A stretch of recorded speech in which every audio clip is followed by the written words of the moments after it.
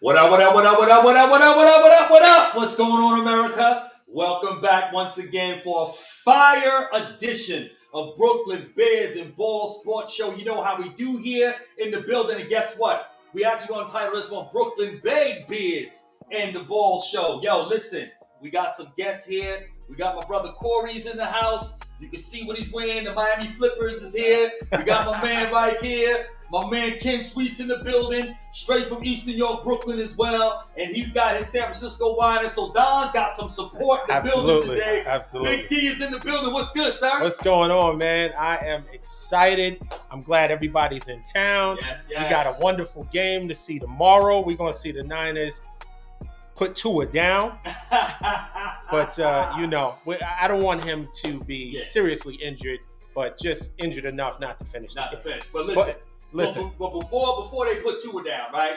We need you to do something. We need you to put down your finger on that like button, all right? That's right. Smash that like button. Subscribe. We need you to share. We need you to go ahead and support this channel. Listen, it's growing. We're doing some amazing things here. You're getting all the fat culture going on along with the game. So listen, do us a favor. Facebook, YouTube, we need you to subscribe, like, and share because this is about to be on today. This is a good one. Let's go. Let's get into it. Let's go, sir.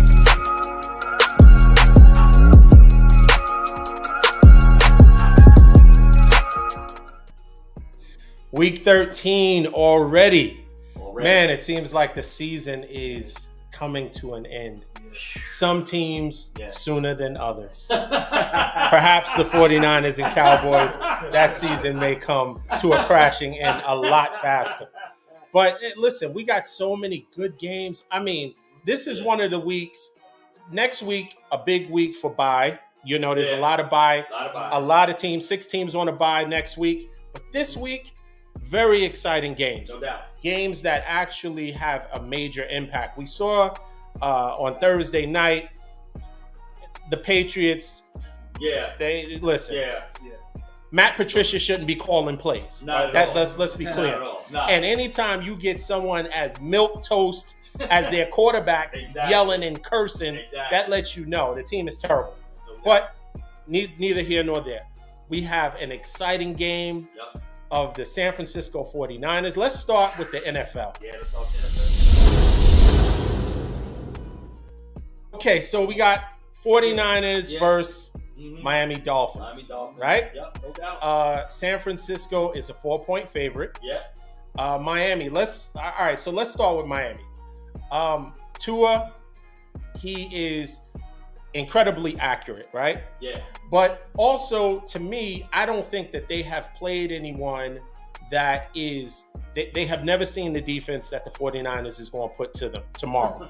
The type of pressure. Yeah. And Tua is a left-handed quarterback, right? Right. So it's a slower release. I'm left-handed, so I understand it's a slower release. Right. Yeah, you have these great receivers, right? Right. That are they can set the field on fire. Right. But if you don't have time for that play to develop, it doesn't matter how accurate you are. It doesn't matter how many yards they get after the catch. None of that will matter. And I think we're going to neutralize. We're going to be, Tua is going to have a lot of pressure on him all the time.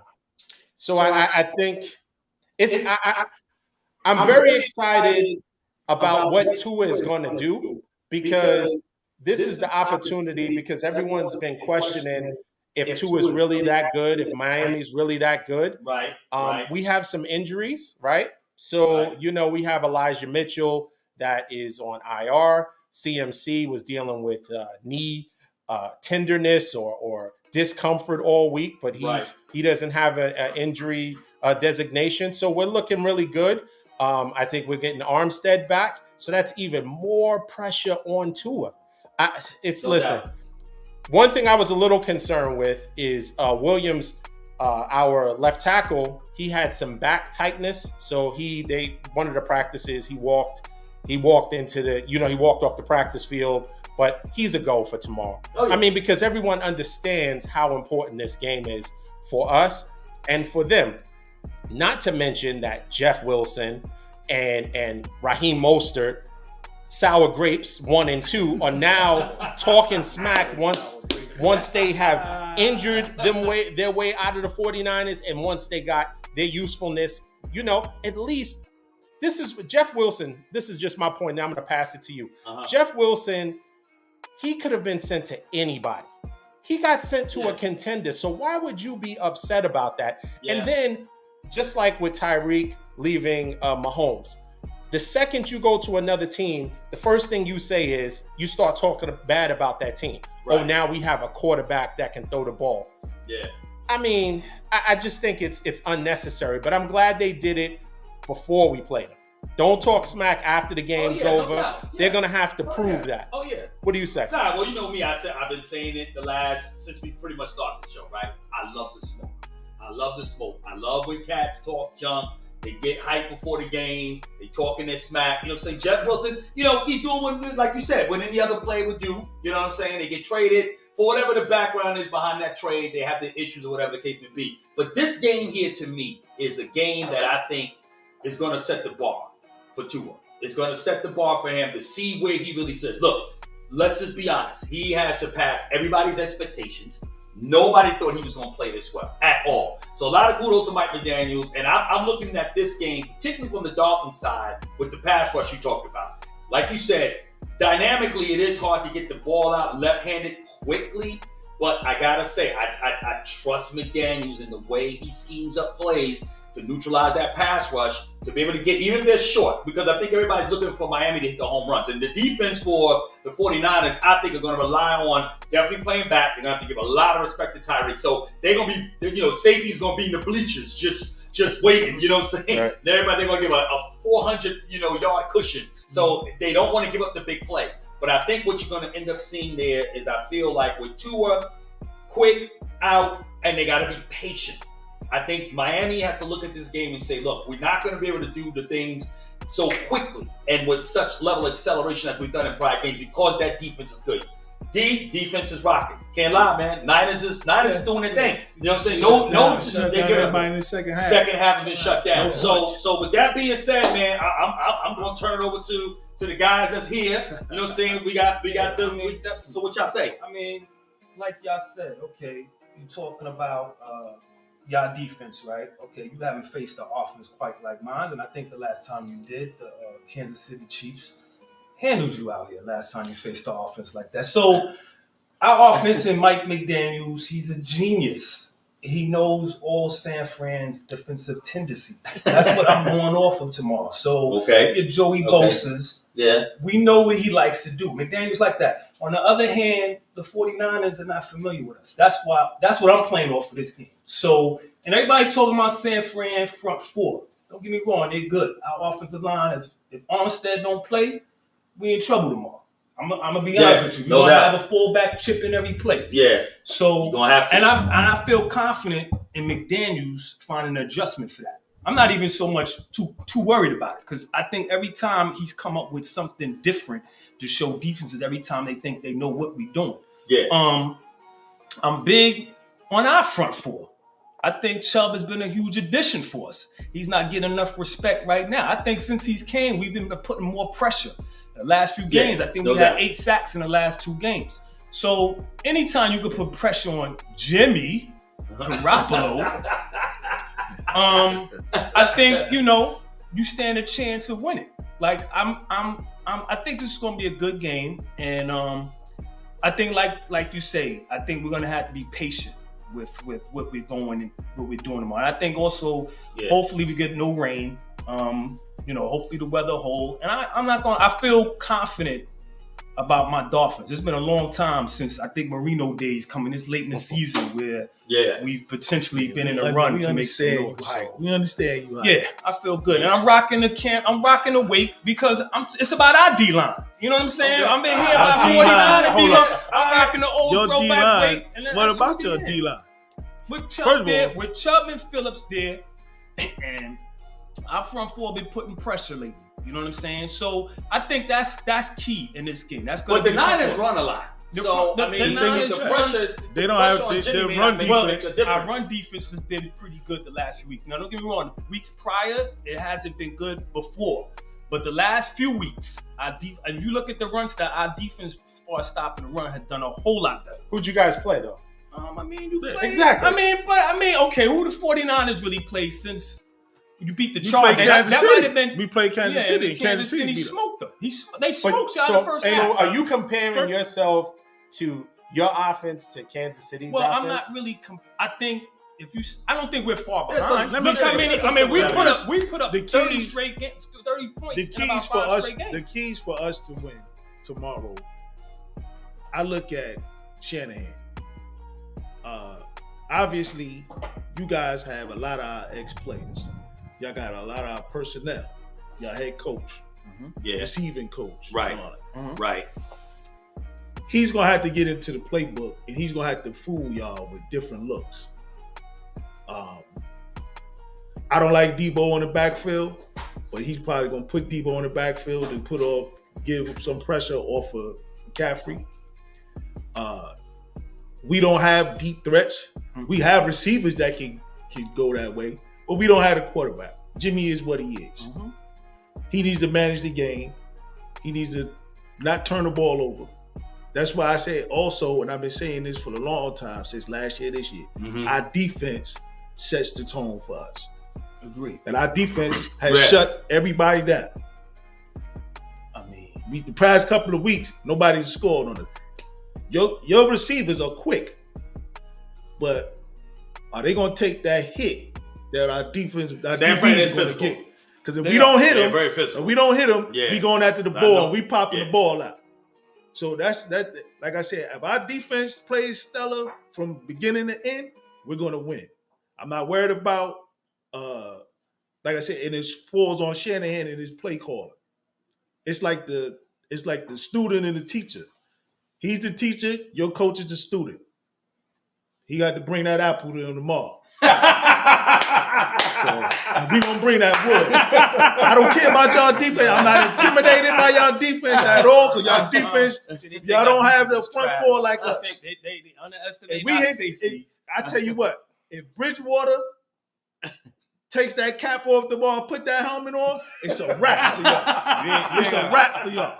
It's a wrap. Tua gonna play the whole game. You know he's fragile. He gonna play the whole game. If he get a headache tomorrow, it's a wrap. They gotta pull it. That is absolutely right. He's not gonna be playing with his helmet and that little pad that they put on in practice. He's not coming on the field with that. They're thinking y'all thinking on Tua not playing the whole game. He gonna play the whole game. Even if he gonna play the whole game. They gonna get to him. They gonna get to him. Completes the game. They gonna get to him.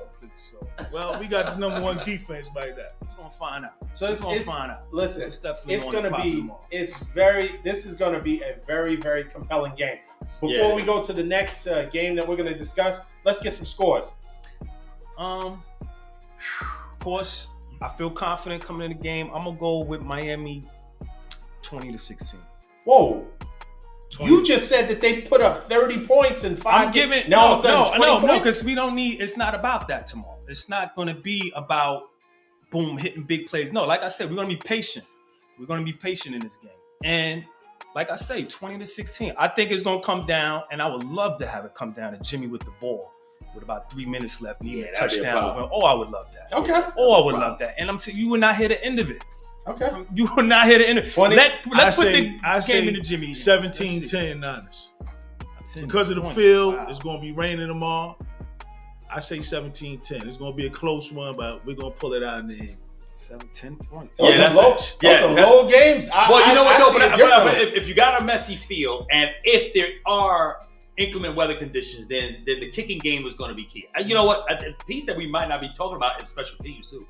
That may make a difference in the game as well. Our special teams is crazy. No, but as far as kicking with the conditions of the field and stuff like that. But for the points, I'm gonna say, actually though, with that being said, I'm still gonna kind of go a higher score.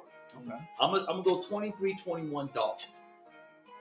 Wow. 23-21. That's because you are not a hater. Right. That's I'm definitely not a hater. Because we fish y'all. You still sour. You still got sour grapes. When we beat y'all. No doubt. Because y'all poor clock management in the second, yo. And you're mad. That's last year, Sweet. We got to talk about that. Okay. I'm just saying. No doubt. But I need y'all to lose, though. Because I need Miami to win, seeding purposes, all that good stuff. So I'm being honest with you. Because I told you, I'm a reasonable Cowboy fan. I don't want to see the 49ers in the playoffs. Not round one. Let me get a win. Then let's see. We take it from there. Because you fear us. Yeah. I don't fear y'all. That's why. I don't fear y'all. Pretty But much. I think Dallas just need to get a game under their belt. I don't want to see the 49ers. That's all. So go ahead. What you got? Okay, so I think it's going to be higher scoring than all of your scores. I think it's going to be 28-21 Niners.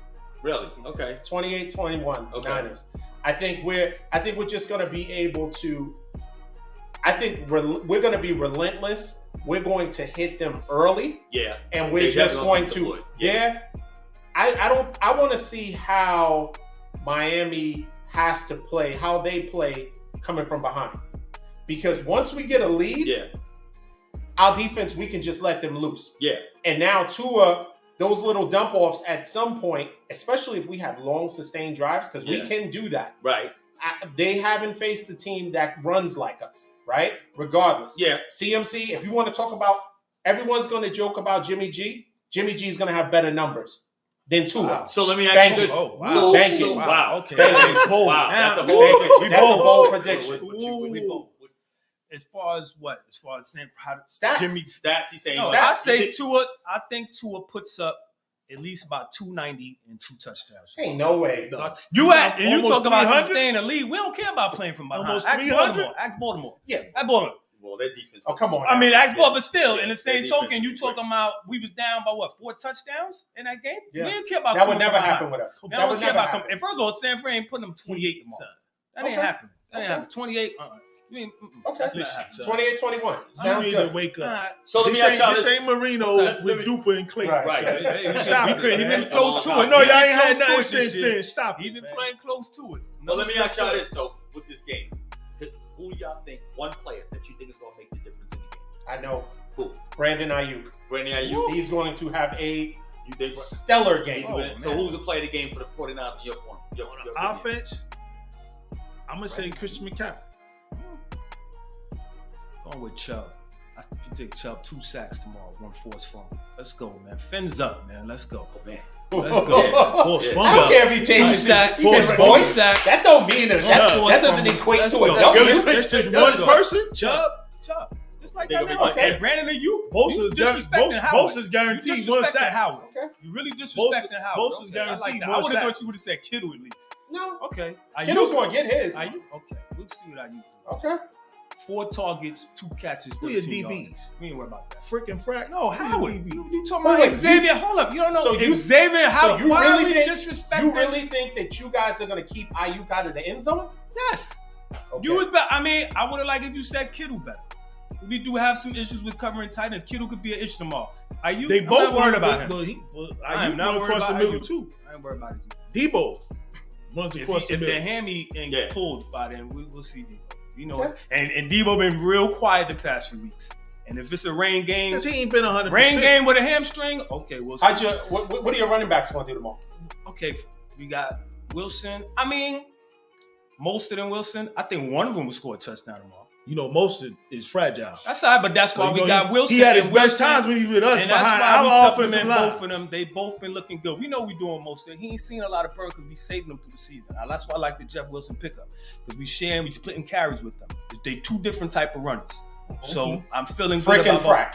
Yeah, we'll see what Frickin' Frack look like tomorrow.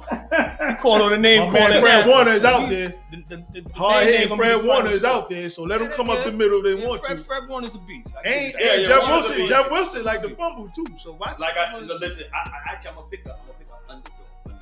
Somebody's way up in the radar, and that's your boy. What's his name? Kasicki the tight end. Kasicki the tight end. I think the intermediary game for the Dolphins could make a difference. And I think if the Dolphins are patient, don't try to hit the home run. Because the 49ers not going to give you that.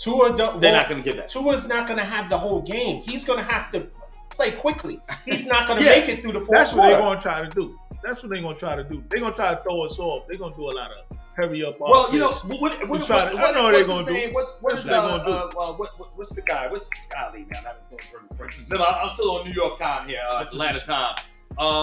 For the Browns, the DN, the pass rusher for the Browns. What's up, do we just got from? No. Browns. Y'all played the Browns, right? Oh, you talking Miles Garrett? Miles Garrett. Miles Thank Myles Garrett was saying what? That he Myles Garrett stated that in the fourth quarter, when playing Miami, he's seen new plays, new formations in the fourth quarter being run, and their defense still didn't know what was going on. You talking about an all-pro DN. In the fourth quarter. That plays for the Browns. Not mine. He's an all-pro. He's an all-pro player. One of the top 5 DNs in the game right now. Still seeing new plays in the fourth quarter. Well, the interesting thing about that, though, what I thought was interesting about Myles Garrett's comment was that, because you know how usually the first 15 plays are so scripted, right? Then you kind of going off, you're ad-libbing based on what the defense shows you. Adjustments. Adjustments. So what was interesting about Mike McDaniels is that all the way into the fourth quarter, there's still new play. Because every team is going to run maybe the same play, probably twice. Okay. Or even 3 times, depending upon the situation, right? Because nobody has fresh new plays all the way into the fourth quarter for the most part. But so that's an interesting thing. What do you say? He's still a new coach. So his arsenal of plays, that doesn't mean it's anything new. It's new to Myles Garrett. That doesn't mean if next year when he's coaching, right, that he won't start, that I see how that's set up. Right, but I mean for tomorrow's game, which is less than 24 hours away, I guess, more or less, right? That's going to be, because now you're talking about film of players that you possibly did not see. You didn't see. Okay. You know what I'm saying? The same thing what I said about Shanahan. He has to go into the playbook because they know they expecting a certain amount of plays. So he's got to definitely go on his back. So he's going to have to go on his back. You may see Debo come out and Debo throw the ball. You still got to have the personnel to stop it, though. That's the only thing. Yeah, I agree with that.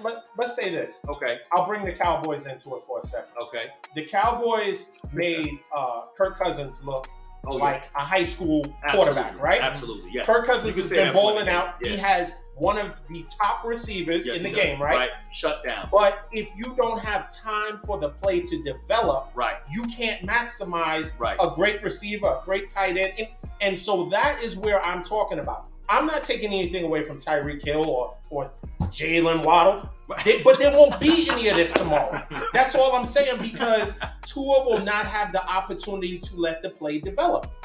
And Gesicki, he's okay, but that's why I said if Gesicki is your leading receiver at tight end, you guys have no chance of winning, and that's just my opinion. Right. I mean, that's very well true. I mean, I always say this, Dean. You know, Dean and I, we talk about this on the show a lot. And this is something that I repeat almost every show. D, we can't stop the run, right? Always on my Cowboys. The Cowboys can't stop the run. The only reason why we got away, and I'm just leading to a point to tomorrow's game with you guys, is with Dallas. Both the Giants and the Vikings, the last 2 games we played, they opt not to run the ball.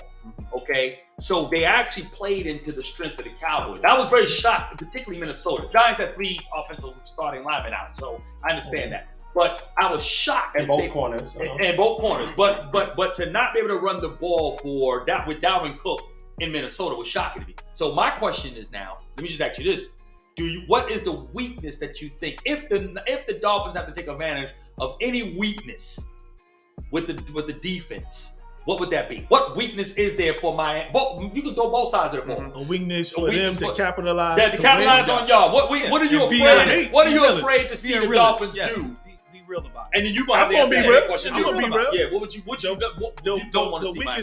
The weakest link on our team, and I've said this before, is Jimmy Garoppolo. Okay. So he can't air it out. He's not going to air it out, and he's a pocket quarterback. Our scheme is for running, and also he's at his best when he rolls out. But Shanahan don't make him roll out a lot. So if he sticks in that pocket, he tries to wait for them to finish their routes, and that if they can get to Jimmy and disrupt Jimmy, he get balls tapped or they get on sack.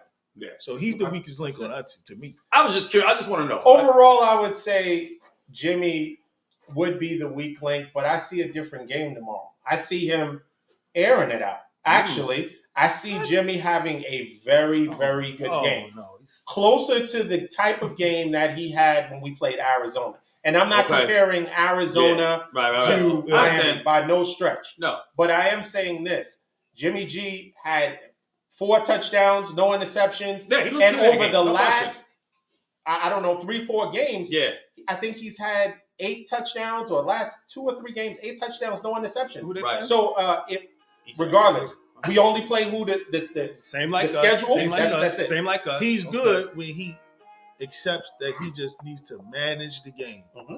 Don't do extra. Don't try to do a little extra or be creative. Just manage the game. He's at his best. Yeah. All right. For me, I'll say our O-line. And I think a lot of it is we're gonna have to do a lot of quick hitters first, some screens, bubble screens, to kind of get that pass rush, slow it down. That's gonna be key for us, because I'm concerned about the pass rush in the 49ers, especially like I said, if Armstead don't play. So he's playing. It's the O-line for us. If the pressure's coming. So do you think that at any point Tua's hands are going to be stretched out? Tua hand, we gonna say peace. Stop it, man. I just want to know. Tua gonna be if saying those peace. fingers, We out of here. We taking it done. Because let me tell you, Wow. this is the problem. If Tua at any time he gets, because he's going to get sacked. At any time, if he grabs his hand, it's over. They're pulling him. They better pull him. It's They over. better pull him. So you better hope that his uniform As I stays say, clean. he's Because if he fragile. takes too many, if Bosa gets him and slings him down, Yeah, I think we're gonna know. We're gonna know early in this To game. piggyback We're on gonna know that, early. we're gonna get a few roughing the passer calls against us. Cause they know Oh, yeah, no they're gonna try question. to protect No your boy. question. The They league gonna definitely try to will. protect your Oh, boy no doubt. tomorrow. The refs No gonna doubt. try to Oh, protect yeah. him. We're gonna get some questionable roughing the passer calls tomorrow. Why? No doubt. I totally agree. All right. Yeah, I ain't gonna lie. We went. I mean, because that is the marquee game. That's why we're all here. Yeah, that's why we're here. So we gave that more time than Yeah. Okay, let's go to the next one. Next game, Kansas City and Cincinnati. Okay. This is going to be a very, very good game. Joe Burrow, 2-0 against Patrick Mahomes. Yep. Yes, he is. If you can believe it. Yes, I he mean, is. Patrick Mahomes, the Yep. type of success he's had Uh-huh. throughout the league, Joe Right. Burrow 2-0. They're getting Right. Jamar Chase back. I know you're happy because you got him on your fantasy team. So they're going to have almost a full complement, because it looks like Mixon may not play. Mixon, Bay Area. He's from the town over. Okay. Oh, really? So Is that about an hour and a half, 2 away? No. Okay. It's close. Like Everything is far out here, guys. Like All 7 right, minutes. the Bay Area is. It's far. people that don't know, California is the whole West Coast, right? Yes. And it's the equivalent of what, Maine to Florida, right? On the East Coast. On the East Coast. So yeah. it's a large area. So we're like in Maine, north. Okay. So I think Patrick Mahomes is Yeah. going to get his revenge. He did. I think Joe Burrow's undefeated record against him ends. Now, if Mixon doesn't play and they have P. Ryan and we Brooklyn Beards and ball, but that beard is out of control. Yeah. Have you seen his beard? When he puts that helmet on, it's like they put the helmet. Like, I don't know how what came first, the chicken or the egg, that beard or the helmet? Because it seems like the helmet grew out of the beard. It's crazy. So I think if they have P. Ryan, he's been balling out. I mean, he came in for relief of Mixon and had 4 touchdowns or 3 touchdowns. He had a crazy game, I think, last week. But getting Jamar Chase back has to feel good for Joe Burrow. It does. Also, having Higgins, Boyd, Hayden Hurst. They got weapons. Right. But I think it's going to be too much. At the end of the day, it's going to be too much Travis Kelce. And I'm at one point before I pass it to you, I'm so disappointed in Kadarius Toney. Like, he is that's the epitome of wasted talent. Yeah. If those hamstrings could ever get right, he is an explosive player. Yeah. And by far, Kelsey's a tight end, obviously. But Kelce, if Toney stayed healthy, he would be the most talented receiver they have, hands down. Because after the catch, he's just an explosive player. He definitely is. But he's out tomorrow, so Mahomes is going to work and make magic with what he has. He does. That won't stop him. Right. Mahomes is almost. As far as from a fantasy standpoint, he's a must start. No question. And pretty much it doesn't matter who you put as his receivers. He's going to make it work. Right. And of course, as long as Travis Kelce is there, they always have a shot. And people know that's going to be his primary go-to person. Right. Yet they can't stop it. Can't stop it, Drew. It doesn't matter. He Right. finds himself Always. open, and he's always just wide open. sloshing through. Yep. Yeah, and goes, wide open. Yeah. Jesus. So, Yeah. what do you say? Well, I got an interesting stat here. So the Chiefs defensively, they're 5th in the league with 35 sacks, and they have 21 sacks in the last 5 games. Cincinnati has allowed 35 sacks, as we know, 5th most in the league. So with that being said, if that pattern holds true for tomorrow, I would have to say then this game is won on Kansas City's defense. So, Mahomes is going to do Mahomes-like things. I don't know how much we can talk about what Mahomes is and what he's going to do, right? You talk about Kelsey. You talked about his ability, Mahomes that is. He can spread the ball around. He can deal with just about anybody. And I feel like this game, though, however, is going to come down to the defense. Look, Cincinnati, for whatever reason, they still know how to win. If this team ever gets a stellar offensive line, okay, they're going to be the team to beat an entire NFL at some point. But to have this team still as successful as they are with the deficiency that they have on the offensive line, it just amazes me. But again, I think with this team here, I believe Mahomes, like you said, has a chip on his shoulder because it's getting out there. Mm-hmm. The Bengals own these guys, okay? Mm-hmm. Beat them in the regular season, beat them in the playoffs, and I think now the Chiefs are looking like, okay, we can't let this happen, okay? We still the big dogs in AFC. We're gonna have to, protect our reign and our title as the best team to come out of the AFC. So with that being said, I like the Chiefs in this one, but I think it's gonna be their defense. I'm going with the Bengals. I said Burrow 3-0. Even I think the beard P-Ron gets 2 more touchdowns. He's been a scoring machine for them. But I like Chase coming back. I think the timing is perfect. I think Cincinnati waited for this moment to bring him back for this game here, just because we know we're going to have fireworks tomorrow. Yeah. And Cincinnati is funny. They're a funny team. Like you mentioned, their offensive line. You figured it would have been playing better this year, but it's been almost about the same, if not worse, as far as the sacks and the pressure on Burrow. But that's when he just seems to play his best, when he's rattled, when he's under pressure. So if it works, cool, he's cool Joe. So cool. With Chase coming back tomorrow, I'm gonna say 3-0, man. And this is a game Cincinnati has to have because you got Baltimore there in the division. They're both close as far as the standings, and this is a game they got because right now it seems like even if you're 7-4 and if you lose, you out of the playoff picture. So it's getting crunch time, and I think this is where you're going to see teams like Cincinnati. They need to win way more, and I say Super Joe 3-0.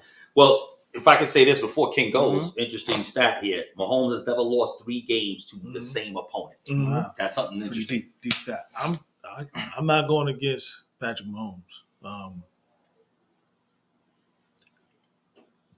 Cincinnati's just too inconsistent with me. They started off the season losing a couple of games. Yeah, that's that game in Dallas. They had a nice New Year. Last year was good, but they started off this year back to the old Bengals. And I think Kansas City is going to go on a run because I think they really want that AFC championship. They want to be the number 1 seed in the AFC. Yeah. And they know it's going to have to come down to them and probably Buffalo. And I think tomorrow Patrick Mahomes going to do his thing and pull it out. And I think from a ego standpoint, I think he's going to put up some style points. I think they're going to go out to try to put up some serious points on them. And so I'll start off with what my prediction is. I like 31-21. Okay. 31-21. Yeah. Chiefs. Yeah. I actually like the Chiefs too. I'm going 31-24. Chiefs. I'm gonna go 34-31 Bengals. 34-31. I say 28-14. 14 points for Joe Cool and Jamar Chase, huh? Okay. Yeah. Interesting. Okay, and the other that hip may lie. Right. I mean, how do we know? Right. He might. Shakira's not the only one that the hips lie. He may come back and that hip lie. Okay, let's go on to the next game. Right. We got the New York Jets. Okay. Versus Minnesota. Okay. Yes, we got. So that's a good game, man. Yo, tomorrow's on, man. They still got a fireman guy. Okay, I would say. Well, I was telling you before, pre-production, right? That the team, the Jets, they board in the bus and they're wearing their Mike White shirts, right? Mm-hmm. So I mean, I gotta say the solidarity, the support, the love that they're giving Mike White, who had a really good game last week. Okay, really good. But I gotta say this, right? I think to some degree you gotta kind of keep it somewhat in perspective, right?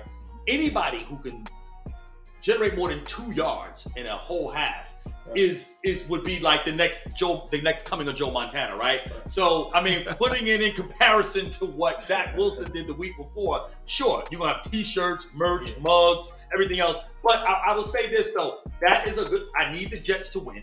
Okay, all about seeding, all about positioning for my NFC and my Cowboys. So I want the Jets to win this game. But I actually think the Jets will win. What'd you say, man? You said to get y'all out the hunt. To get us out the hunt, right? Yeah, we in the hunt. Yo, we met some rude 49ers and it was the Eagles fans. There were Eagles fans out here in San Fran we met last night. You know what I'm saying? Yeah, but anyway, yeah, who's in the hunt? But I like the Jets. I think the Jets will win this game.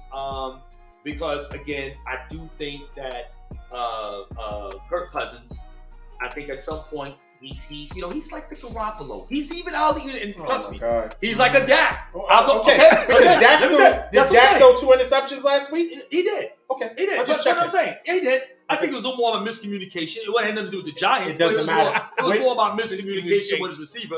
But statistically, the stats go on. But the stats are what they are, right? We don't get a caveat or a little asterisk after that stat to say how I got there, right? A picture of CD Lamb's face. Right. No, it's none of that. But listen, the Jets, I think, are playing with a lot of momentum. Mike White, I really do like the Jets in this. And their defense is really good. And their defense is really good. So yeah, I think they're solid. Yeah, and solid. Yeah, solid. Where did he come from? Okay, solid. What, about 2.5 hours away from here? Right. Yeah, I'm gonna go with. I don't know, man. That's a tough. Well, you don't want the Jets. I don't want the Jets to win, but part of me wants the Jets to win because I want to get them back in the last week of the season and make it mean something. You know what I'm saying? So it's kind of like I want them to win so they stay relevant because we owe them. But getting back to the game, I'm gonna go. I think the Jets may pull this out, man. As much as I would hate to say it, but Minnesota, once again, their team. Like I look at who they've been playing. Besides that, Buffalo was a big win for them. Off the fluke hike or whatever. But that was a lot. That was a fluky hike play. Yeah. But I'm gonna go with the Jets. Like you say, their defense been stellar. But the only thing about it, I think Mike White, he's definitely gonna have to make more plays than he did against Chicago because the Jets, they lack the running game now with no Hall there, so it's a little bit more pressure put on Mike White there. And I think Minnesota's probably gonna put up a few points too. Like you said, Jefferson one of the best. You got Cook out there, and Cousins been pretty good too. But I think it's gonna be a game. The ball is gonna be put in the Mike White hands to win. And I think he may pull it out, but he may not need to score a touchdown. It may just need to be a 55-yard field goal for the win for that one. So I'm leaning toward the Jets on this one. Okay, cool. I got Minnesota.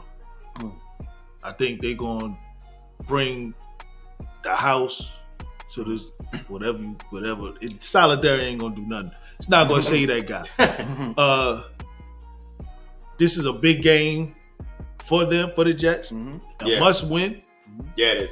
But I don't think old boy's gonna be able to handle that pressure, and I think they're gonna bring that heat, and he's gonna do a little. So he's gonna fumble the ball, do something. He's gonna turn over the ball, and I think then their receivers is not gonna be able to. Minnesota's going.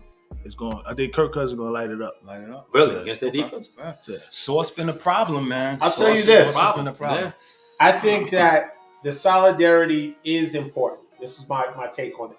I think the solidarity is important. Okay. It sends a message to the coaching staff, right? Right. And it should send a message to Zach Wilson, right? Right. That obviously accountability. Right. The fact that he was not taking any accountability for. I mean, when you look at the Patriots, that game, right? How good the defense played, and the offense couldn't put up any points. Put up yards. Then, listen, just by the position of quarterback, you're supposed to be taking stuff falling on the sword all the time, All the time. even if it's not your fault. Right. The greatest quarterbacks always say, "I could have done better." Yeah. Greatest Right. coaches, hey, listen, we didn't give them the When you put them in plays for position them to win. be successful. Right. So I think that solidarity is important because we've seen this historically. Right. We've seen when teams have basically turned their back on the starter. Right. Carson Wentz, Yeah. right? Right.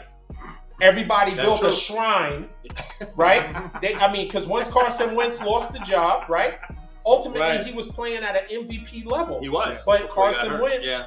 they would say he's, kind of a recluse. He didn't want to take Right. any type of criticism, Right. right? Right. And so the most unlikely quarterback winds up going and winning the Super Bowl and becoming the Super Bowl MVP. Correct. So that kind of can galvanize a team. It's Yeah. not like they're on the That's a good outside point. looking in. They're very much in charge of their own destiny. If Yeah. they keep winning, Yeah. the defense is good enough. Right.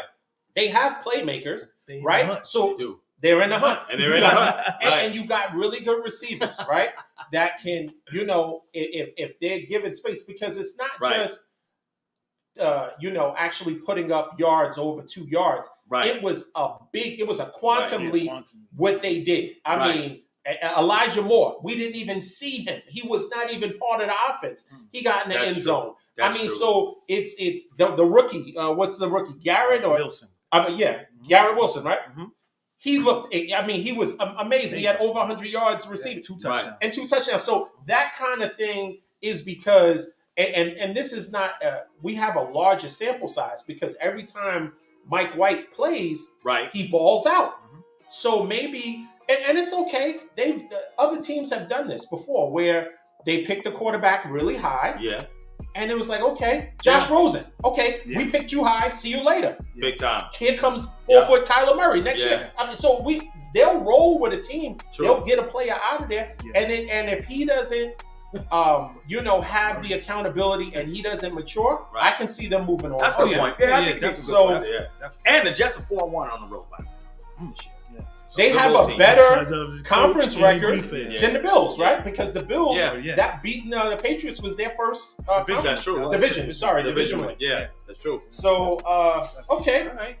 you want to do scores? Who you We got can in do that scores game? for that Who you real got in quick? that game? What's the score? The Jets and Vikings? Yeah. Yeah, I like the Jets. I'm going to take the Jets. Actually, I'm going to take that game kind of. I'm going to do 20. I'm going to do 20. Jesus, can we hurry up and get a score out here? 23. I'm going to do 23. I'm going to do 23-20. Are you trying to pick Powerball numbers? Yeah. That's what it seemed like. Let me Like see, a what- high, let me see, like my anniversary. Yeah. My first kiss, what game was that on? Like, yo, come on.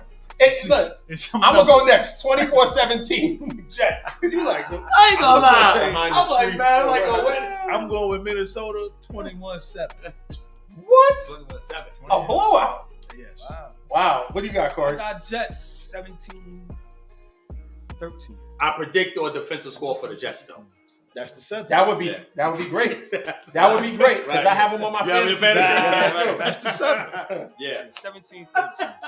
Okay, now we're Gosh. talking about a game that I had picked last week as a potential upset sleeper game where one of us, I won't mention who it is, was, the next 3 games, we got those games. We're gonna win the next 3 games.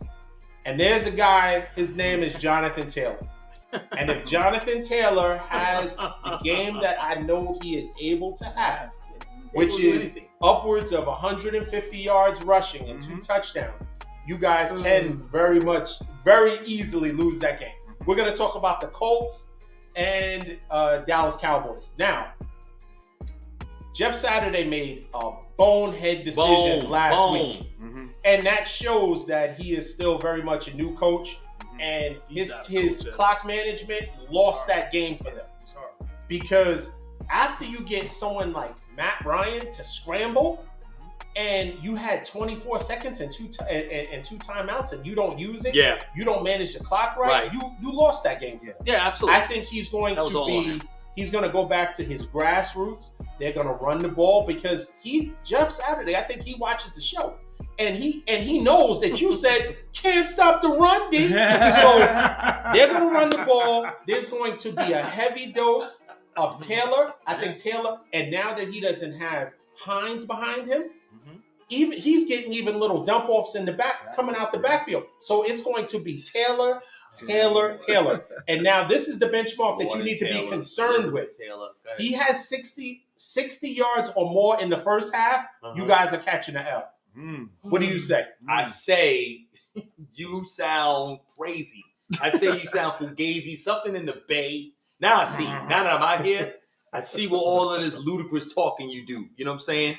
First of all, you mentioned one guy. You literally think one guy is going to beat the Dallas Cowboys. Not going to happen. No. Taylor can have, I tell you what, Taylor's going to have over 100 yards rushing. Of course he is. Fine, we'll give him that. No big deal, okay? It won't be enough. First of all, their offensive line is deplorable. It's the worst, okay? They're going to give up 32 sacks in the last, already this season. We got 45 when we lead the league. You know that.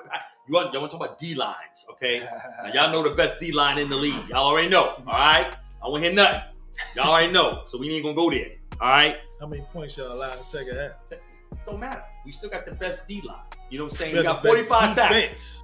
But don't matter. That's good and all, but what I'm saying is... Eddie Murphy, wasn't that a movie? Best Defense? Best Defense. But let me tell you something. Dallas should and they will win this game. Okay? They will win this game. Look, the Colts are heavily overmatched, okay? Dak actually is playing very well. We are now number one offensive team since Dak has come back, okay? Number one in the league offensively since Dak's return, okay? We put up the points. You already know the tandem in the backfield we got, all right? You already know. So the thing is this: we could either keep them off the field, which they have no offense really that to be afraid of to put them on the field. Jonathan Taylor's still battling injuries. I don't think they're going to work the load like that, and I think they're going to be. You got Paris Campbell. Yeah, they got players. They got some players. Campbell is a little something we might need to keep an eye on. But what I'm saying is, really, at the end of the day, they're going to be so behind the clock. I mean, behind in the game in terms of the score and the dynamics of the game. They're not going to have a chance to run the ball. They're going to need to throw the ball, and you're going to want the ball in the hands of Matt Ryan, who is 46 years old. Okay, it's not going to matter. So my thing is this: Dallas should win this game. It shouldn't be too much of a problem outside of the running game. When you say should, huh? Right? Yeah, should. No, because again, and let me explain to you two guys, as I talk to D all the time on this show. I tell D and I tell America all the time, I am not this fanatical, off the chain kind of fan. Okay, I'm logical. All right, I'm stable. I'm rooted in my fandom. So when I say should, it's only because Dallas can beat themselves. It'll be something stupid that sometimes we can do. Stephen A. No. Stephen A. Listen, train wreck waiting to happen. Yeah, I have to admit, it has kind of been that way for us. It has. I mean, he is right on that. But if Dallas plays the way we played the last couple of weeks, because even that first half against the Giants on Thanksgiving Day, I almost evicted my own parents out their own house. Like I was so irate about the way we played in that game because it just didn't make any sense how we can play to the level of our opponent. And Dallas can do that. Minnesota, you saw we did. Team that's played well. We played up to the level we need to play up to. But then when we play lesser opponents, Dallas just seems to go down. Yes. So that's the Cowboys for you. So that's why I say a should, but we will win. Can you do you think or foresee that your team could take them lightly and look past them? Because, like you said, Matt Ryan's a statue. Maybe they have a really high-end running back, right? And they have receivers, right? But once again, with your pass rush, Matt Ryan has to let those players that play develop, absolutely, and have time, which you have to get that ball exactly. He's a pocket quarterback. So what should not coming out of the pocket? But if you guys give up a lead with interceptions, because Dak is going to have at least one. If you give up, if you give up a lead like you did with the Giants, right? They're not going to. Matt Ryan is not going to start passing the ball and pass his way back into letting you guys into the game. Yep. They're going that's to. True. If they get a lead, Jonathan Taylor is going to run the air out of that. Oh, no question. That's what you have to be concerned with. So I think the best course would be for Dallas to blow them out Really Oh no, sad. I totally agree. Got to. I know you make a good point, D. Yeah. I totally agree. We need to score the first 5 possessions at minimum. Honestly, really, much like we did with the Vikings, we need to really put our foot on the gas and not get. We don't need 3 points, and we're the number 1 team in the red zone. Okay, Dallas is all right, along with the number 1 team on third down conversions. What's your record? Are you guys? Because I thought the Eagles were. I thought the Eagles were. You caught up in the Eagles. No. But I thought caught up in this. I thought the Eagles were 10-1. What do y'all do in the So what? playoffs? Y'all got all these ones, but it Yeah, doesn't yeah. equate to your standings. What do y'all do in the playoffs? What are we doing in the playoffs? Yeah, now it sounds like Listen, Jim Morris. See, yeah. The playoffs. Yeah, Right.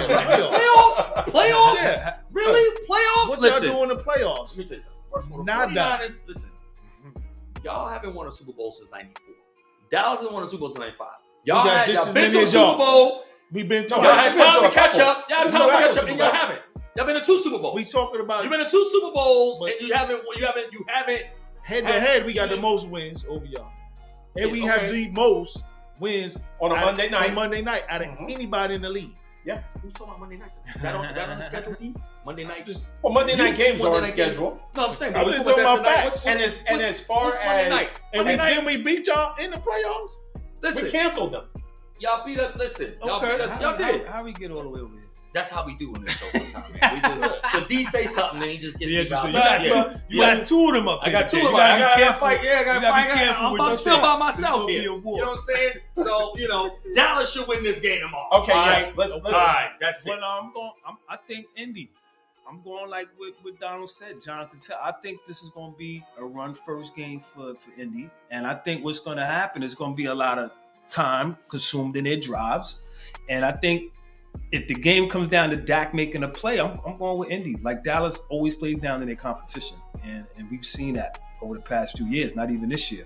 So Indy's a team, they need this game just as bad to stay in the rush. And like we know teams that are run oriented, comes December, they turn it up a notch.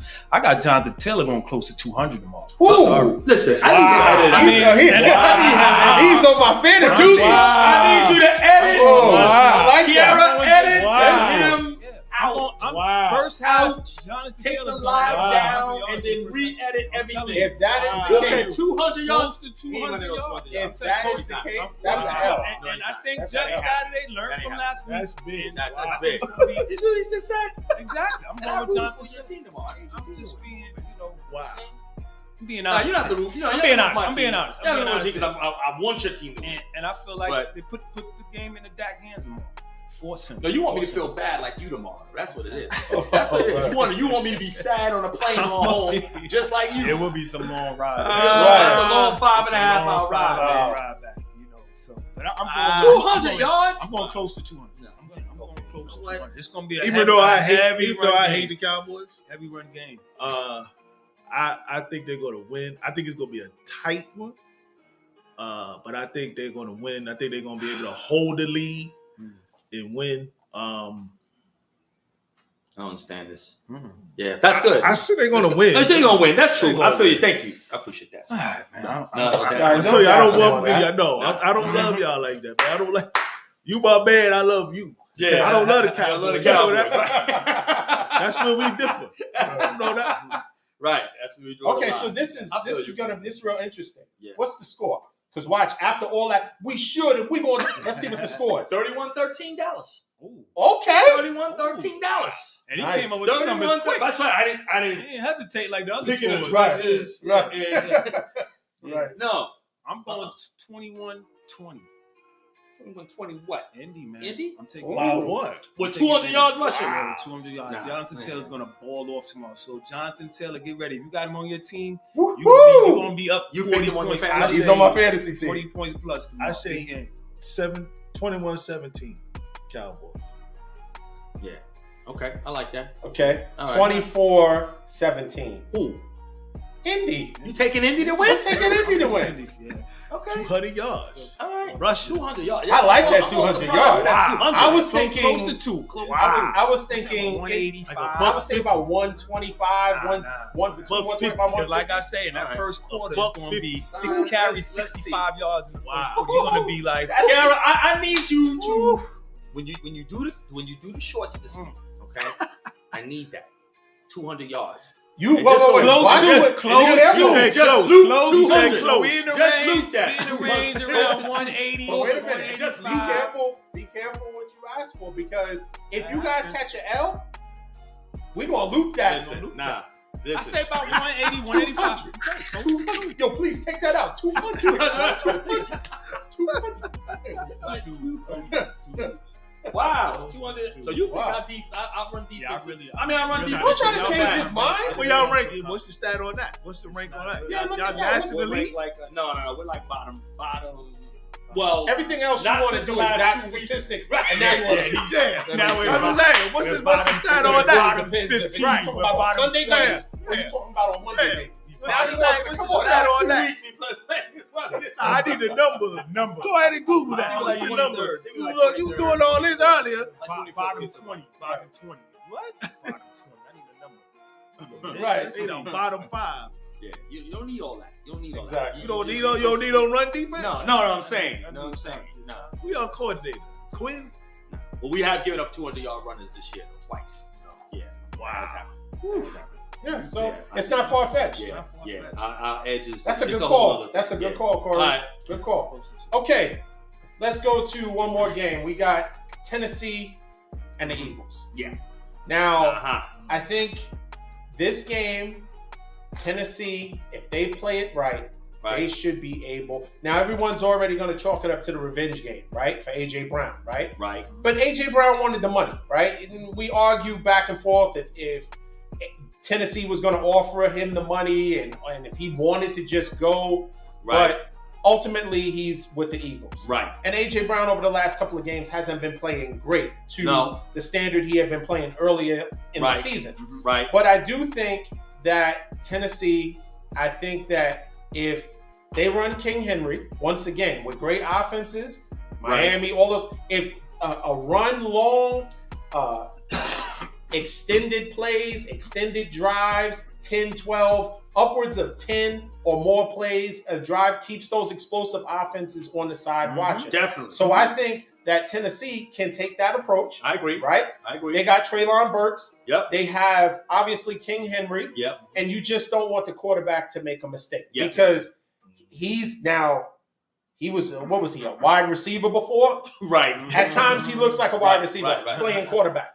But he throws a lot of interceptions or can make some bonehead plays. Right. Crucial So times. at the most inopportune time. opportunity. So I True. think the best thing to do is just keep it simple. Their Yeah. coach is a hard-nosed, Right. blue-collar type of coach Right. that is going to just keep running the ball. Right. And just like anything else, we know King Henry gets better as the game Right. progresses. Right.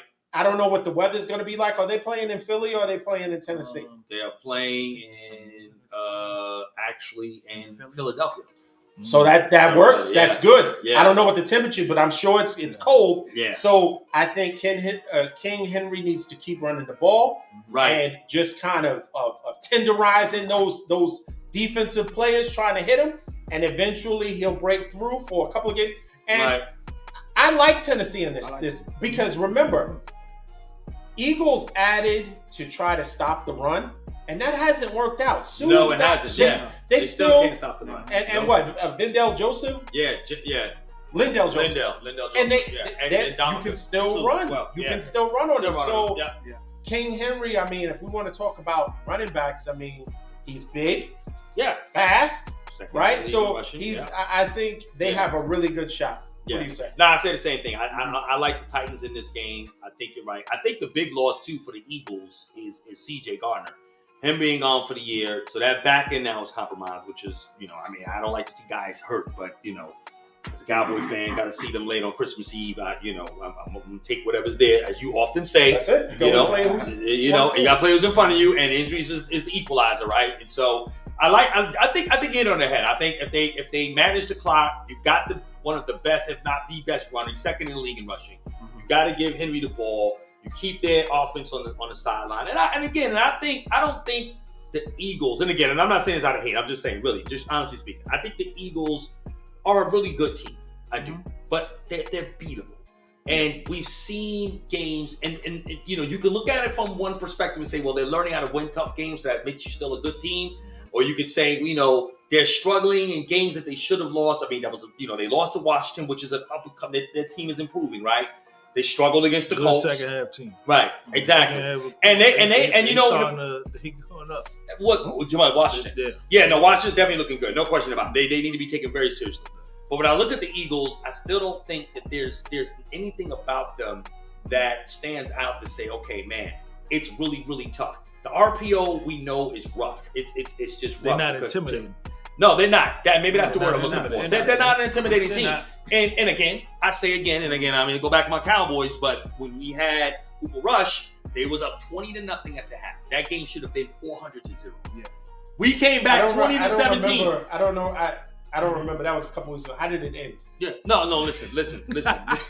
They won the game. But my point is that they're a team. So there's no proximity of loss. Well, it's L or W. Well, that's true, but it's the process in between. It's what you pull out, right? That's why you watch film. When a team loses or a team wins, you look at the dynamics of how that occurred, right? And that's what you gotta assess. And so I think when you look at the Eagles with the RPO, it's there.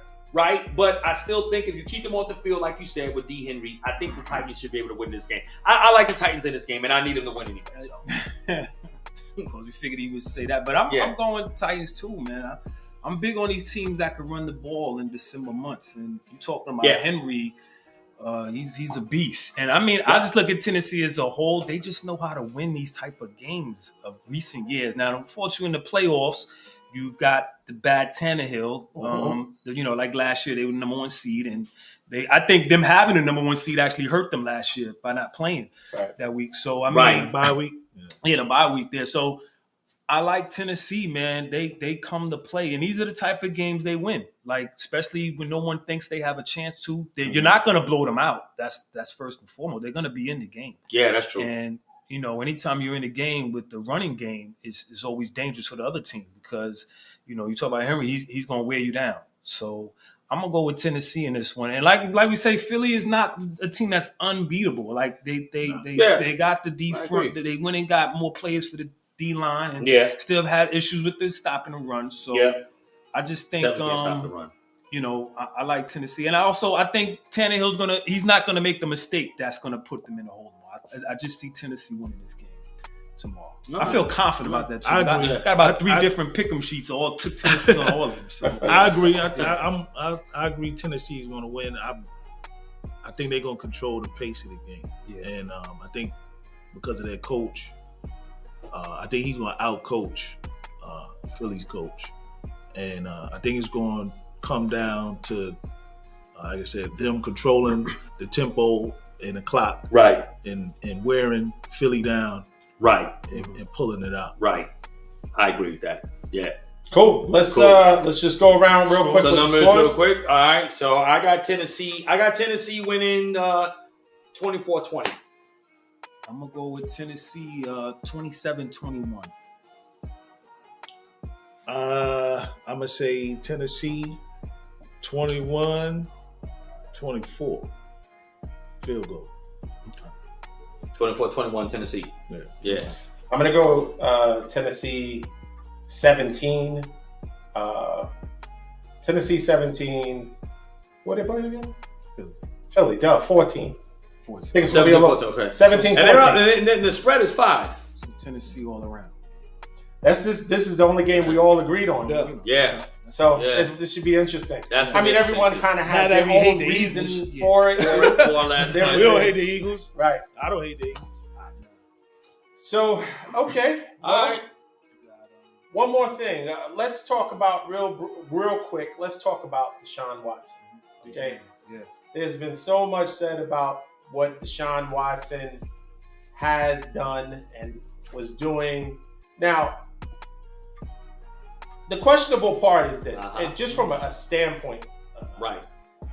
If you're an athlete, you play at a high level, and you require some type of sports massages, whatever the case may be. We're not going to go into great detail with that, right. If you want sports massages, the problem is, we don't know if he's guilty or not, right? We're not saying he did anything, or not. We know that he settled out, and some people settle because they don't want their name, muddied any further than already Right.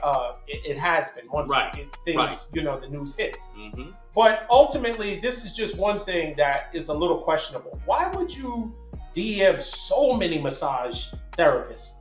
Like, that's the only thing that just doesn't make sense. Right. That's what gives it, if it walks like a duck, quacks like a duck, it's a duck. Right. You have a ridiculous amount of massage therapists. Like, listen, if there is a particular technique that someone does that is good, why wouldn't you just stick with that person? Why would you need to try 20 or 30 plus more people to say, you did everything good, but the way you did my toes, I didn't like it. Let me just go to some. It just doesn't make sense.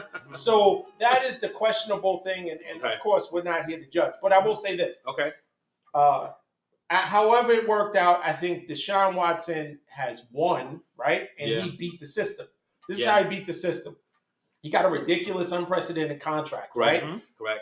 100% guaranteed, 230 million guaranteed. Right. He was also able to get the Browns to structure the contract so that even if he was suspended a whole year, his salary for the first year would only be $1 million. Right. Very smart, right? Right. Some people say kind of conniving because you guilty. That's why you're trying to work your contract that way. Yep. Hey, smart business person. It's not about how much money you make. It's about how much money you keep, right? Right. So he was able to keep his money. He was able to structure his deal. If they were willing to do it, and why not? Why not? So, but Agreed. now he was suspended. Initially there was a suspension, 5 games or something. Then it was a whole bunch of backlash. Everybody was up in arms. This is a slap on the wrist. He did X, Y, Z. Although it's a little weird because you hear the stories. You hear that people saying that there was nothing that said it wasn't consensual. Mm-hmm. It was more that people were frozen and they felt uncomfortable by what he was asking them to do. Right. But they did it. Right. In any case, this is my thing. He's coming back and he's playing the Texans, right? Yep. And this is where once they got they got rid of D-Hop. Yeah. They promised him that they were going to talk to him and consult with him about the head coach, and he wanted a African-American head coach. Right. They lied to him, right? Right. So that's what kind of started the dissension, right? And initially I thought they want to bring all this stuff up, Trump, all these charges, because they wanted to, okay, you think you want to leave, you want to, request a trade. Now we're going to destroy your name, right? Because we've seen that historically they do. That is what's done. Whenever you decide to take a stand for something, remember what you did in 3rd grade. Now we're going to bring that up. But this is not the same thing like Jerry Jones. Yeah. Jerry Jones, he was he knew what he was doing, right? So it wasn't boyish curiosity that brought him to a crowd of people screaming and spitting. He just, I just walked up on it. I was on my way to the store, and this is I don't think so.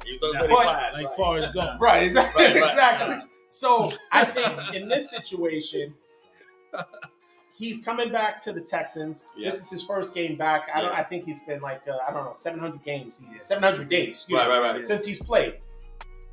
Obviously, with Jacoby Brissett, the Browns have been playing really well. Yeah. And Houston is terrible. I'm going to make a bold prediction. I'm stepping out on the line, and I'm going to say that Houston is going to win tomorrow. And not because of the reasons that people may think. Right. It's not because Deshaun Watson is, rusty. Right. And there's rust on him. Because even with Jacoby Brissett, they should be favored because they're a better team than Houston. Right. But now, and if we all agree that Deshaun Watson is better than Jacoby Brissett, of course. Even if he was 60% of his self, he's better than Jacoby Brissett. Is. Yeah. And the team overall is better. You got Nick Chubb, you got Kareem Hunt, you got Amari Cooper, who y'all need, a real number 1 receiver. That kind of stuff. So when you have all of those components, it should be nothing to beat Houston because I think they're 1-8 or 1-8-1 or something. 1-9-1. 1-9-1. The NFL will not let him win. And I'm going to tell you why. Because the NFL does not want somebody who seemingly beat the system to succeed. He's going to come back.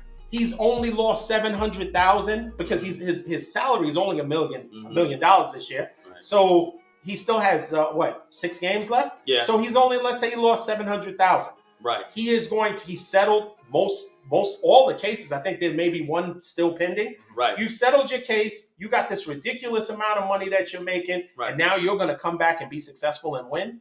Absolutely not. This is my bold prediction. Houston, if they don't win another game this season, they're going to win this game. And Deshaun Watson is going to look terrible.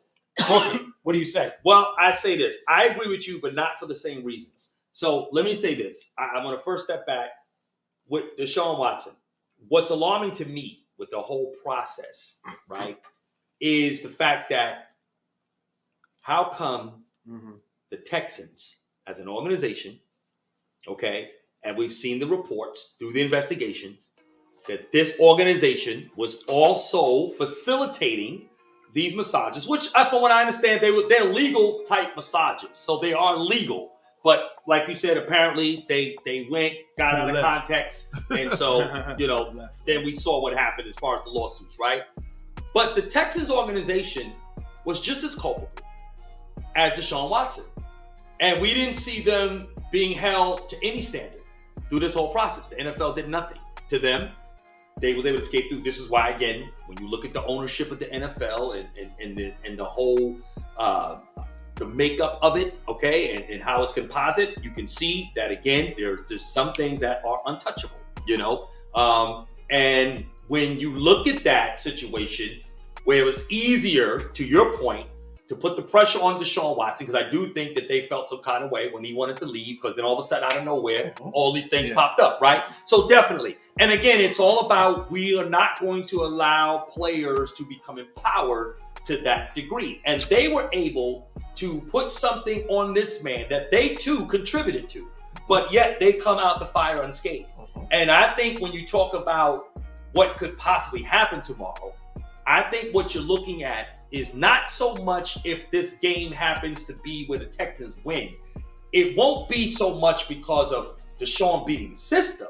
It's going to be more about, again, we are not going to let you win against the system, if that makes sense. Okay, so not so much about his contract or anything like that, or whatever the case may be, because the NFL is a very tricky animal, as we already know, right? It has to weigh things out to see which side of the fence can we play, because we gotta look at this thing to say we got a situation where we can still make money, right? Because look, the Browns still is an entity that's independent, though they work under the umbrella of the NFL, because the NFL stepped in and said, look, no, that contract, we're not going to allow that, whatever. They could have come up and conjured up something to say, no, we can't allow that to happen, right? But they allowed it to happen, right? Because Cleveland is a market that needs to be, we need to spread the wealth, right? That's money that we can get into that. We already know about the team sharing, something that Jerry came up with, because that wasn't happening before he came into the league,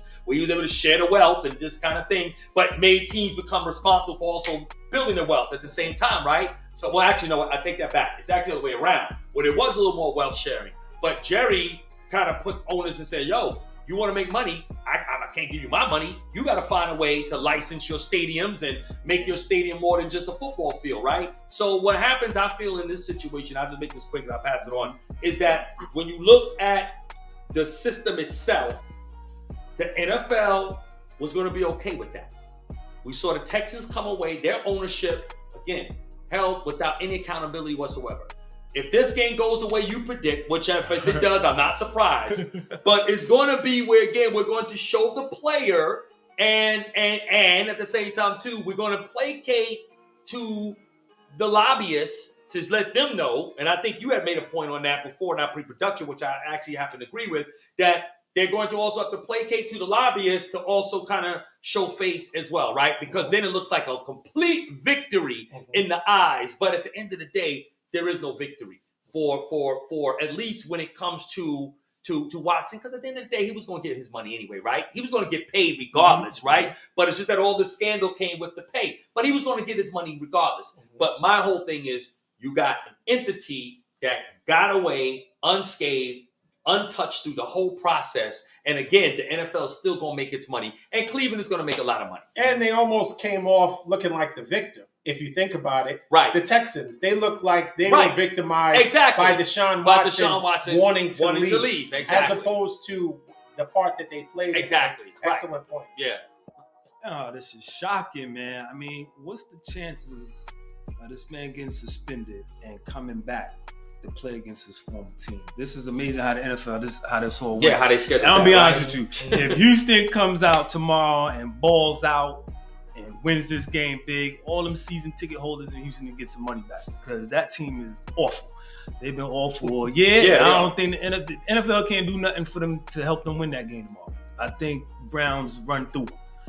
Texans is just that bad. You know what I'm saying? And I'm going with Texans to pull off the win tomorrow. I'm going with the Browns to go ahead and watch it. And he hasn't looked great in the preseason. He's been out of football for a long time. But I think they're going to run the ball down the Texans' throat. Oh, yeah. Me personally, I just think Deshaun Watson is a great athlete. You know what I'm saying? I think he's a great athlete. I think it's going to take him a while to get back to where he was at, to his other form before when he was with the Texans. And I just think, it ain't nothing the Texans could do tomorrow to win. That game is awful. I just seen them play Miami last week, and they're a pretty awful team. So I'm not sure with that. I agree with both of you guys' perspectives as far as the whole Deshaun Watson and the Houston Texans having parts in what happened to him. I'm gonna also add to that about Houston. I forgot their owner's name, but wasn't he the one that said Bob McNair. You can't let the inmates run the prison or something, run the asylum. Oh, wow. But he said that about Kaepernick kneeling and Yep. So they got a history there. Their front office is whack. Very much so. Need to be some investigation on them after they do this Washington thing, which was a debacle. But somebody need to look, check into them too. Yeah. Totally agree. But I'm picking Cleveland. I think Cleveland is a better team. I don't think Deshaun is gonna have a good game.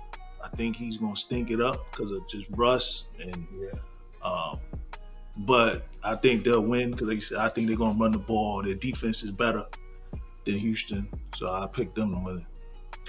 Can I pick this game with a caveat only because of the dynamics surrounding Watson? Okay. I agree with you. I'll say this.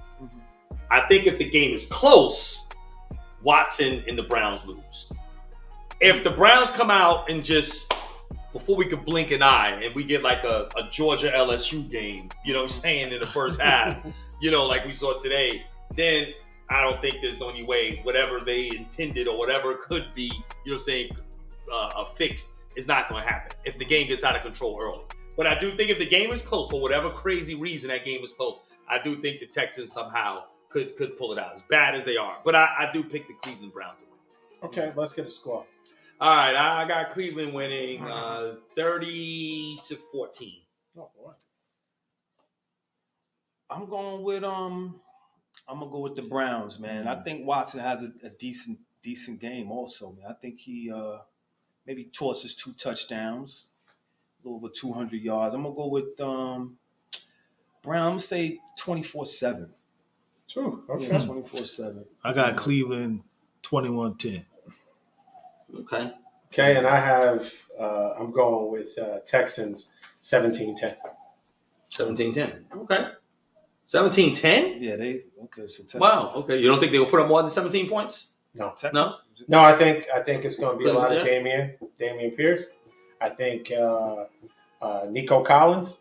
I think it's going to be like, what Texans team is this? Yeah. They're going to play up. I'm telling you. 12 weeks. They waited all season to play their right. game. Well, they're all going to be up for the game. There's one more thing. A team that is superior, because we all agree Cleveland's a better team. Right. I will say this. I think that there's going to be some turnovers and short field that's going to give them an opportunity. I mean, if you throw a pick or you fumble and you give them, plus territory, that now they're on your 40-yard line or your 30. Right. Even if you're kicking field goals, you're still scoring. So I think I'm going with the upset. We'll see if I'm right. Okay, well, listen. Are you ready? Let's, you know what? What you want to talk? Let's talk about Jerry Jones. Okay. Do you really Yeah, want we're to already, talk about that? we're already in the vein of That's why we're a lot talking of about football. hot topic stuff already. Let's talk a little bit about Jerry Jones. Talk about Jerry. Yeah. Okay, so a lot of, I'll say this. I saw Jay Will on ESPN recently came out, and I don't know who this new Jay Will is. I will say this. Because initially with the Kyrie Irving situation, he was one of the guys that initially was, oh yeah, he's divisive. He said, it's offensive and blah blah blah. Just the everyone else that was piling on. Yeah. And then something snapped in him. Okay. I don't know if he's trying to get a settlement. I don't know if he wants to leave ESPN and he wants to get fired and get settled, like a Jamel Hill type of situation. Right.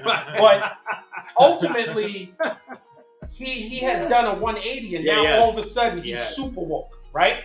So he was on the show with Stephen A, and now he's like, Stephen A, you mind if I get the camera? And he has the camera. You saw that part? So he's like, I want Jerry Jones to denounce racism. Yeah.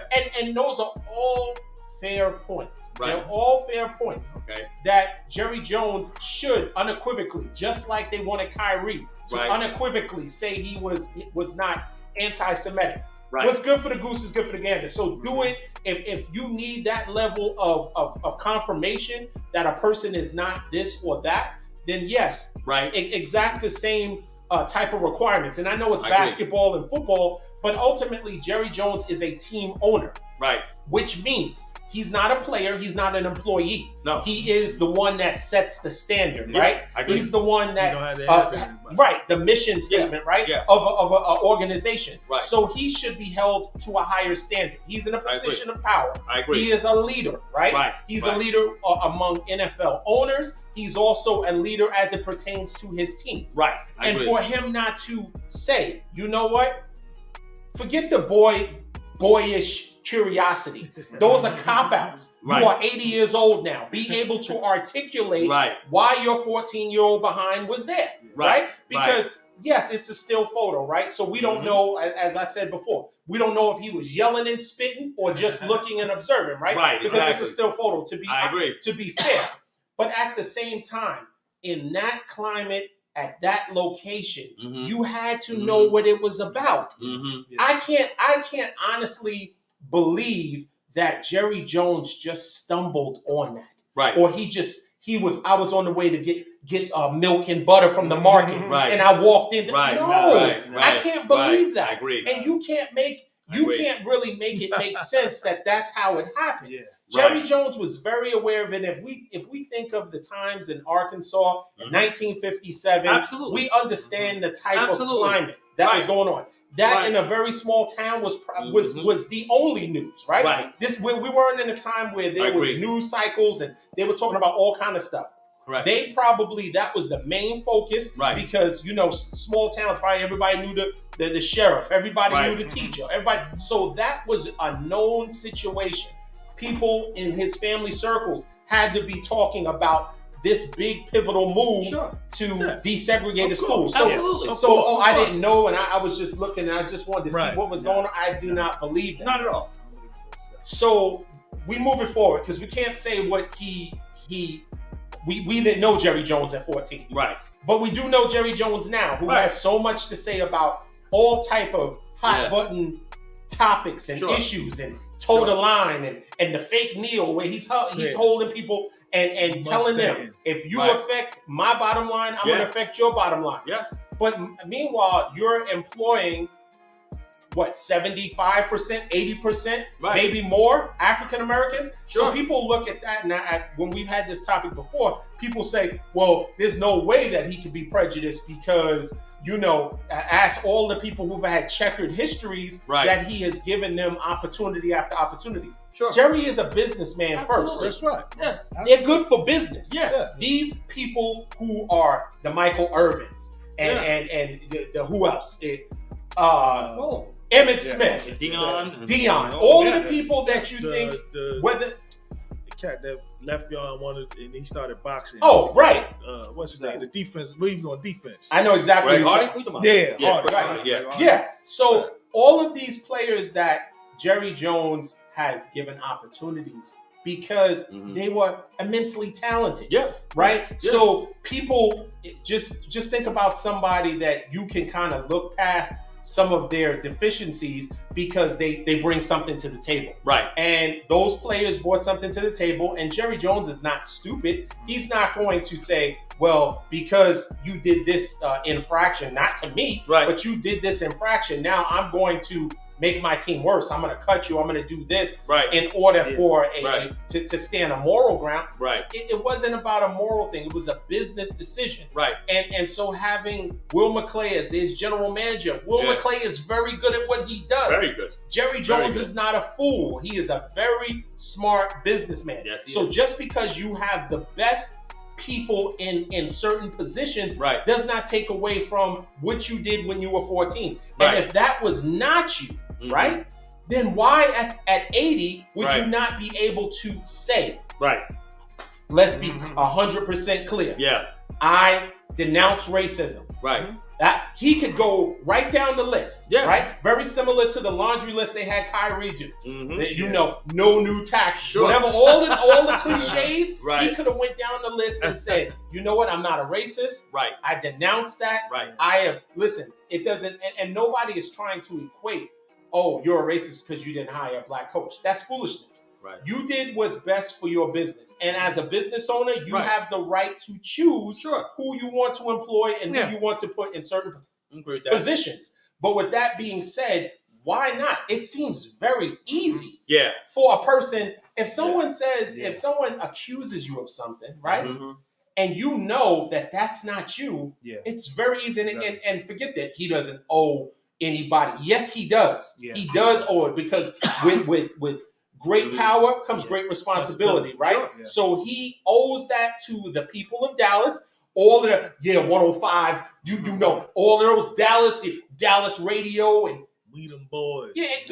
We them boys. And even that, if we want to talk about why they boys. No, we don't talk about that. I'm just joking. But I say all that to say, why can't they be we the men? But they got to be boys. That's on the rap song. I'm just joking. I'm joking. Right. But my point is this.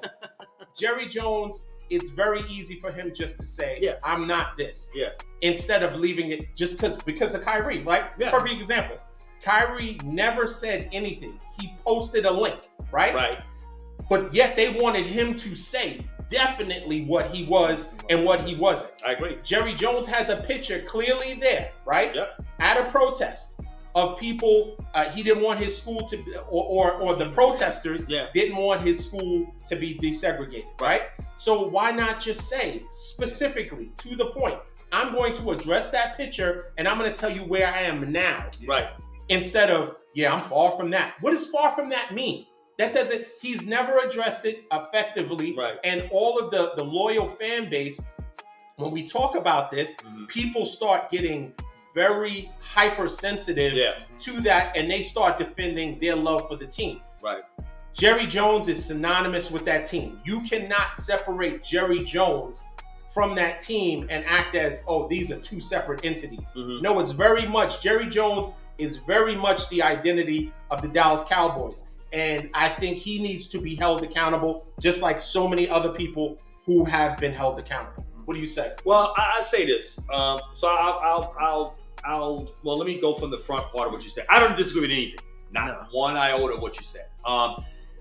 Jerry Jones, when you look at that time in our country's history, you could go back and you could see clear evidence of photos and videos of young children, being at lynchings. I mean, you had the Confederate South and you had all of the Jim Crow South, and they would actually make this a family day. Like, we're going to go and watch, some black men get hung, right, and be lynched.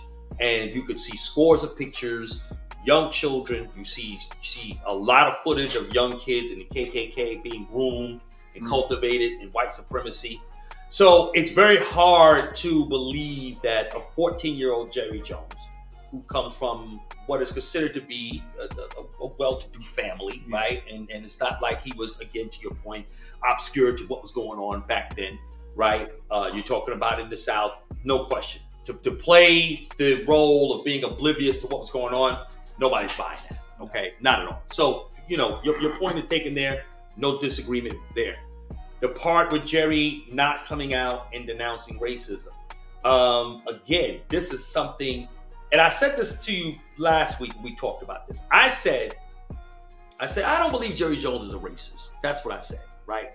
But then after thinking this through a little bit more, and as the story somewhat got hot, cold, if you will, and things started beginning to develop, and I just started to kind of, again, looking at this a little bit deeper, and you say to yourself, and I thought about back when Colin Kaepernick, right? And you look at the situation, Jerry says, no, we are not going to take a knee. Everybody's going to toe the line, and we're going to salute the flag with our hands on our hearts and so forth, so on, right? Then after a while, he backtracks, and then all of a sudden he whipped the team, all right? Because again, part of his way of having to control that moment, he then kneels with the whole team. Now you're looking at a situation where you got a Jerry Jones who has to stand alone, right? He's not speaking on behalf of the Cowboys. This is where we see it gets tough for Jerry because Jerry's used to talking on behalf of the Cowboys in business, in the league, in money, and opportunity, and all those kind of things. But now he's in a situation where he's got to now speak for himself, right? No one can now get up there and say anything. All the players can defend him, which they have. Some have come out and said, no, that's not Jerry. That's not his heart, even during the Kaepernick thing, right? But at the end of the day, right, that was something that went NFL wide. It was broad. It took a lot of legs. It covered a lot of landscape as it relates to America as a whole. So Jerry was able to kind of stick into all that. But I'll make this point really quick, and I'll just say this. Jerry's got to now stand up by himself. Nobody can say this for him. Even Dak, who is robotic in his response. I cannot stand a Dak Prescott interview or post game. He is so plastic and robotic. He gives you the company line. Yeah. He is the worst, it's right? That sleep number. It's the sleep. They programmed the sleep number, and he's set at 5. Set at 5. His answers are set at 5. Shut up, D. So, right, well, he gives them a 5 every time. But he went to number 6 a little bit the other day. Even Dak Prescott, right? He must have maybe wasn't wired right. You know what I'm saying? His sleep number settings. And so he says, look, even though it's still kind of robotic, I'm biracial. Here's the biracial person. I'm black and white. I don't really look at that. And then, it's still something Jerry has to answer. And he was very, very deliberate and cautious in how he was answering the question. He took his time. He even got to the point where he said, how should I say this? You know what I mean? Like, okay, more or less, okay, Jerry's got to, that's something only he can answer, right? Even to that point. So Jerry's in a situation now where he's got to be able to say something. Until he says something, where he comes out the way they forced Kyrie to do, okay, and just all but shamed this man and denigrated his manhood, which I believe, and just totally emasculated the man. Until he says this, Jerry Jones that is, okay, that we have no choice to believe that the 14-year-old boy lives in an 80-year-old man. And that is what it is. But I will say this, as far as the Cowboys, and again, as a Cowboy fan since 1977, and I know what you said, Cowboys synonymous to Jerry Jones. But that's the Jerry Jones era of the Cowboy fans who've never seen the Cowboys outside of Jerry Jones. They don't know a Cowboys outside of Jerry Jones. God forbid, Jerry Jones is gone on to be with the Lord or whatever happens, right? In other words, Cowboys are still going to be the Cowboys, even beyond Jerry Jones. He doesn't answer that. We don't know where he is. Well, right, exactly, right. That part, right, it's true. But I'll just say this real quick. But that's all I'm going to say. I really feel, the Cowboy fans going to love the Cowboy. And again, radio shows, 103 fans, 103.5 The Fan, and those guys out there, Shannon, RJ, and on the whole crew, the G-Bag Nation. Let me say this. It's interesting because, again, at the end of the day, because they asked Jerry about LeBron, and Jerry said he gave this glowing, all these platitudes towards LeBron. And so after he went through all that, so then KC said, the host there on 103.5, he says, because Jerry's on there every week, and he says, besides all the nice accolades about LeBron, LeBron, platform, he's done great things. He even went on to say, he said, well, I already responded to that. I said what I said about LeBron. And then he even ended the statement by saying, LeBron has made a lot of money for people, and I hope I've done the same. So that statement in itself lets you know When you say it's all about business, it's all about business. But there's also color included in this thing too. And I have to say, and it's sad for me to say because I love my Cowboys, right? And right now, Jerry is our owner. But it's sad to say, Jerry, until he comes out and denounces racism, not give you a story, because he loves to give you all these little stories and all this other stuff. He don't stick to come and give you a blunt answer, okay? Until he can unequivocally denounce racism, we can't think or say anything other than that's what he is until he says it. Is it safe to say whatever you're not against, you're for? That is Well, true. complicity. I mean, if your compliance is built in the complicity of your silence. I agree. So I think so. His silence is very loud. Oh, it's very loud. Yeah, it's eating them. It's eating them to come out and say so. I totally agree with both of y'all. I think how hard can it be just to come out? And make a statement on this picture here. I don't know. I wonder who released the photo, to be honest with you. Washington Post. Yeah. But Dan Snyder. But it's very possible. Because didn't he say a couple of weeks ago? He said, I got stuff. I'm not going out. I'm not losing my team and other people. He might have something. And you know what? Washington Post. Well, that's owned by Jeff Bezos too. He wants to buy the team. But what I'm saying is the Washington Post. Right. I mean, the Commanders, Washington Post. Who knows? He doesn't have a This is what plug. I'm trying to say. I very much believe that Dan Snyder he leaked that photo. The timing of this here. Yeah. I have to agree with both of you guys. I think it should have came out and been respond to this picture. And I think that the longer it takes, the worse it gets. I mean, it does. It doesn't look good. It definitely doesn't look good. Yeah, and I agree. Yeah, I agree. It's definitely not heading in the right direction. His window opportunity to respond, step up and say, I'm against that, and it to me is closed. You should have, as soon as it came out and he came to you, or he should have jumped in front of it, knowing that it's going to come out. So then somebody's going to ask you about it. Right. He should have just came out and said it anyway. Like, there's a photo of me. Yeah. That is me. I was there. Plenty of things. He could even say, I was my age, I was ignorant or whatever. Yeah. But now I don't feel that way. Yeah. Right. I don't like the Cowboys, and I don't like him. Right. As an owner, I don't like him. Right. He's very arrogant, and he's very cocky. Right. And I think he instills a lot of fear in a lot of the other owners and stuff. Other owners. Yeah, I agree with that. Yeah. But if he would have came out and said that that's not me. Right. I'm not that way. I don't teach my kids this. Right. Right. Grandkids, no. Good point.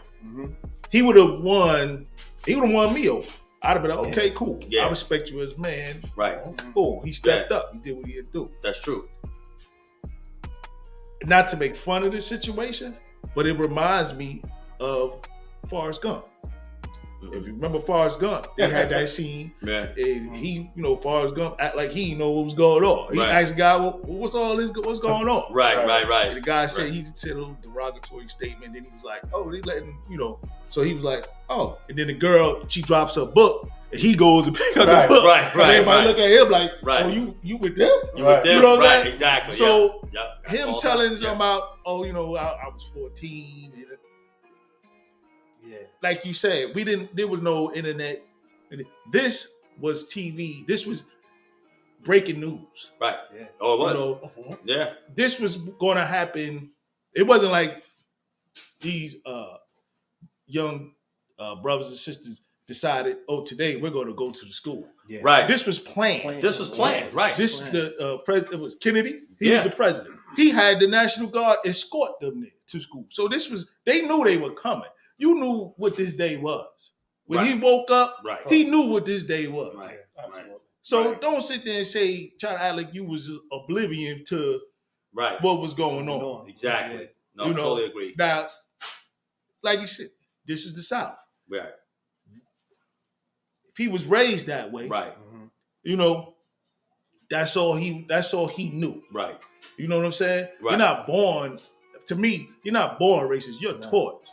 Yeah. You know what I'm saying? When you come out of the womb, you're not, I'm just going to be with my people. And that. Right, exactly. Right. You know what I'm saying? So if that was his upbringing, Right. You know what I'm saying? Right. And you don't do that now. Right. He's a businessman. Right. He deals with many facets of people. Mm-hmm. Yeah, he you know does. what I'm saying? Now, how he treat them, how he do them, like the whole thing. By him not saying anything, this adds fire to how come you never had a black coach. Yeah.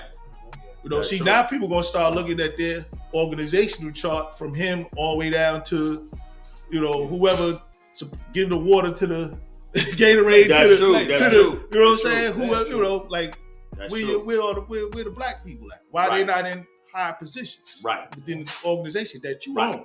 Right. Exactly. So exactly. That's a good point. You know, there's nothing he can do now or say that's not going to taking too long.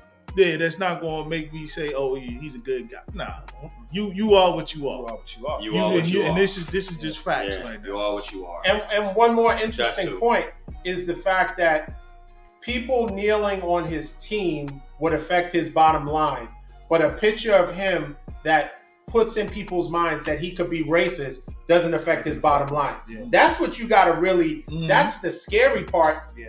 He doesn't feel concerned that that's not going to affect his bottom line. No. Because people, more often than not, I guess they're okay with it, right? Right. Because if they're opposed to it, then there would be more. He would feel the reason why he hasn't said anything is he doesn't feel any pressure. Because To he do No, it. there's no lost pressure. He his can No. money. care less. So No, What yes. if Yeah. case in Yes. point? I agree. What if point. Pepsi Yeah. or AT&T decide to pull their deal? exactly. Right. Then he would apologize. But you know what I say this though, and you're right, and the pressure always comes from, in my mind, the consumer, right? Again, so you look at Cowboy fans in this case, right?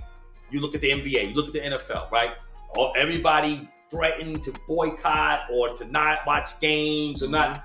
But at the end of the day, right? And this is where it becomes polarizing at the same time. It's a bit unsettling because the way media and product consumption and the marketing of a thing becomes so overwhelming in the minds of people that people technically will lose their principles over product.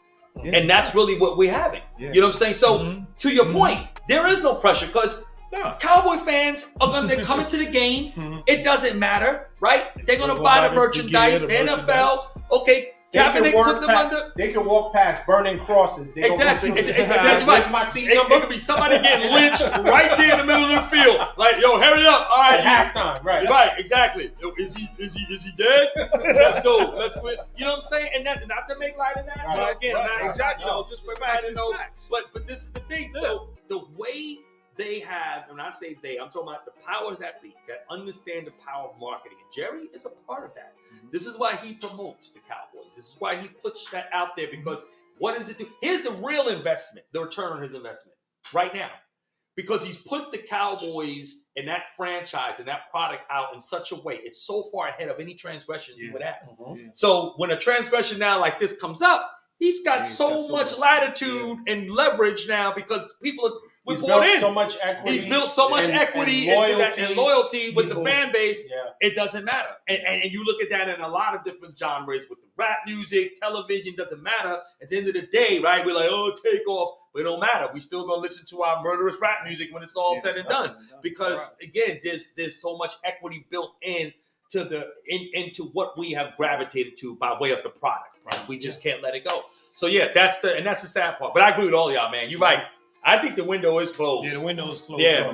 The window is closed. I agree. So, now, speaking of windows being closed, this is a. Oh, by the way, one little. Eisenhower was the president during that time. Yeah. Eisenhower. There you go. Yep. Okay, so speaking of windows closed, your boy, your star player, LeBron James. Some NBA. This is still related to the Jerry Jones situation.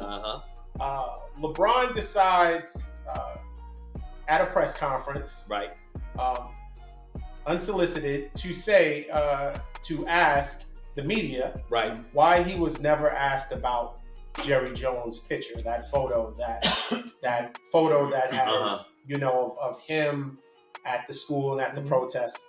Right. But when Kyrie's situation was going on, he was asked about it repeatedly.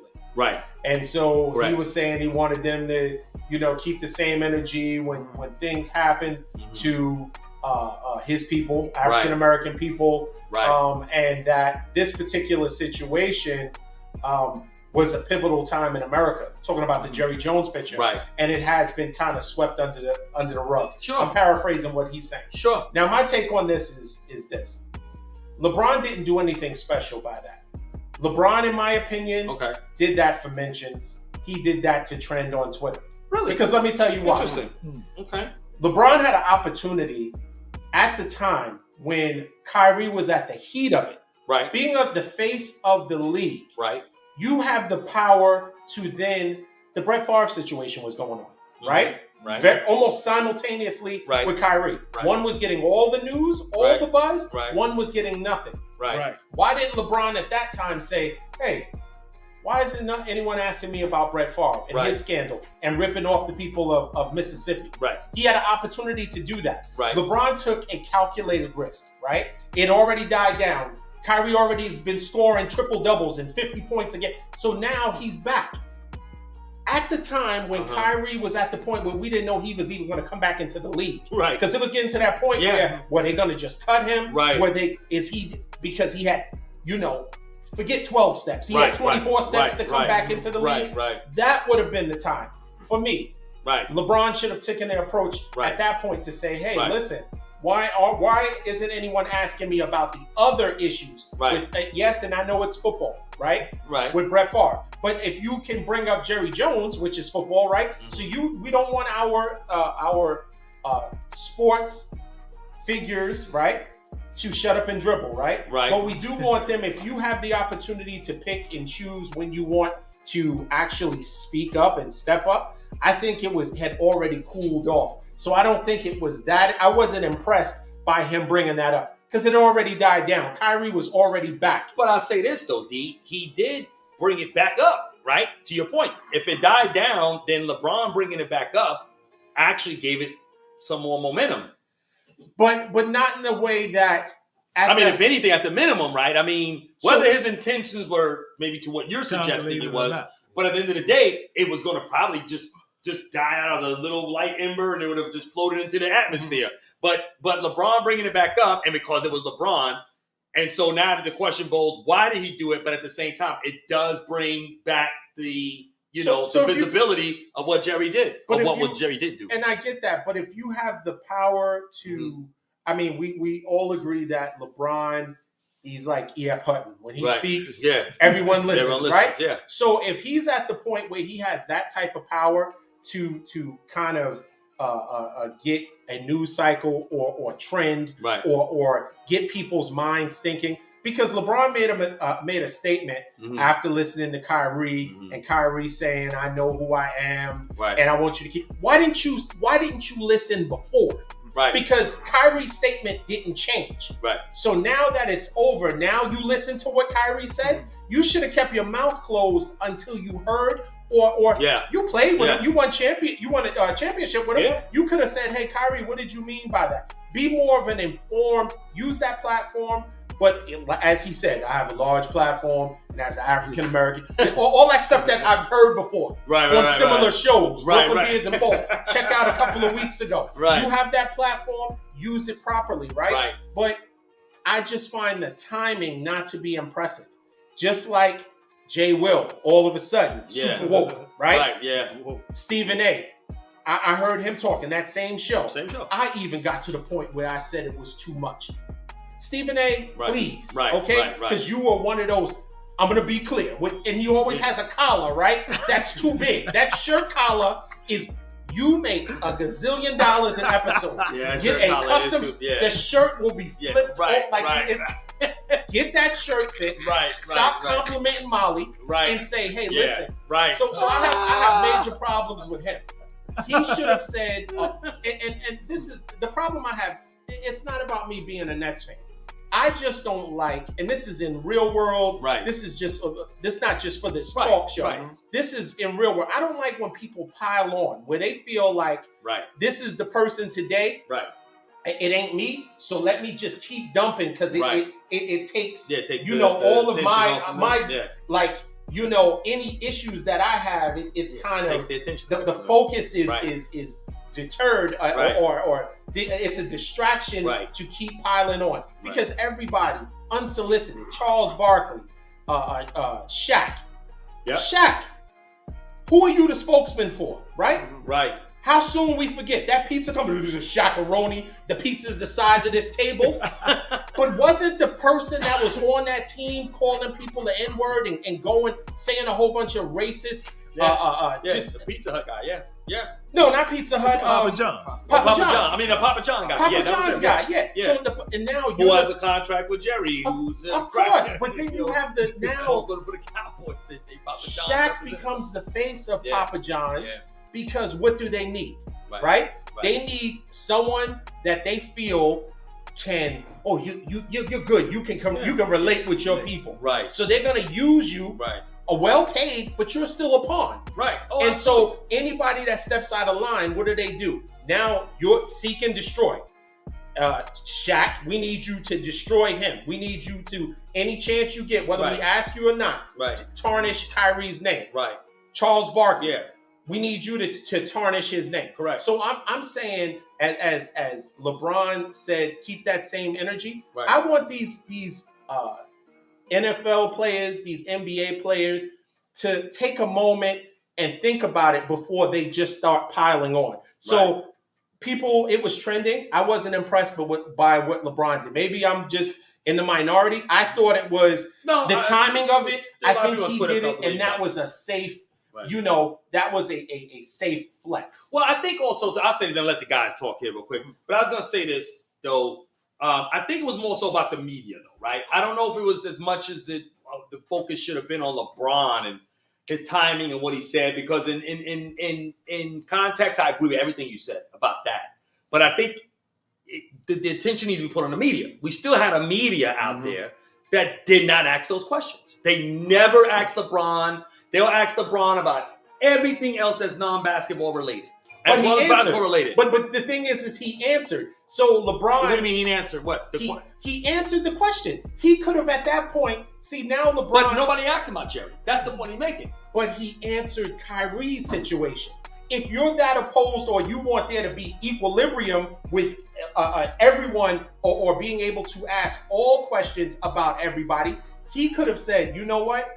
I don't know enough about the situation, or listen, he has deflected questions before. Well, so he didn't have to answer, and he didn't have to say, yes, he did something that was very offensive. I don't think LeBron, he went on and on. But I mean, with LeBron in his position, I don't know. I think he's one of the few athletes that don't get the opportunity to deflect. Like he's gotta say something because of who he is and the platform he has, the cachet he has. He's got to say something. Like he and then and I think if I recall, I don't have his quotes, but I think with LeBron, when he's asked about Kyrie initially, right?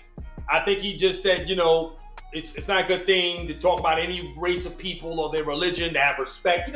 And he hurt a lot of people. Yeah, that kind of thing. Right, which he did say that part too. But then he came back and talked about the issues as far as all these conditions he had to meet, which he didn't think was fair. So I think that the situation, I think like a lot of people, it just evolved. I think everyone kind of saw the situation differently each day, because the more we started to see things started to evolve with the way the NBA was handling everything and the way all the stuff that was happening with Kyrie, the Anti-Defamation League, everybody had all this input.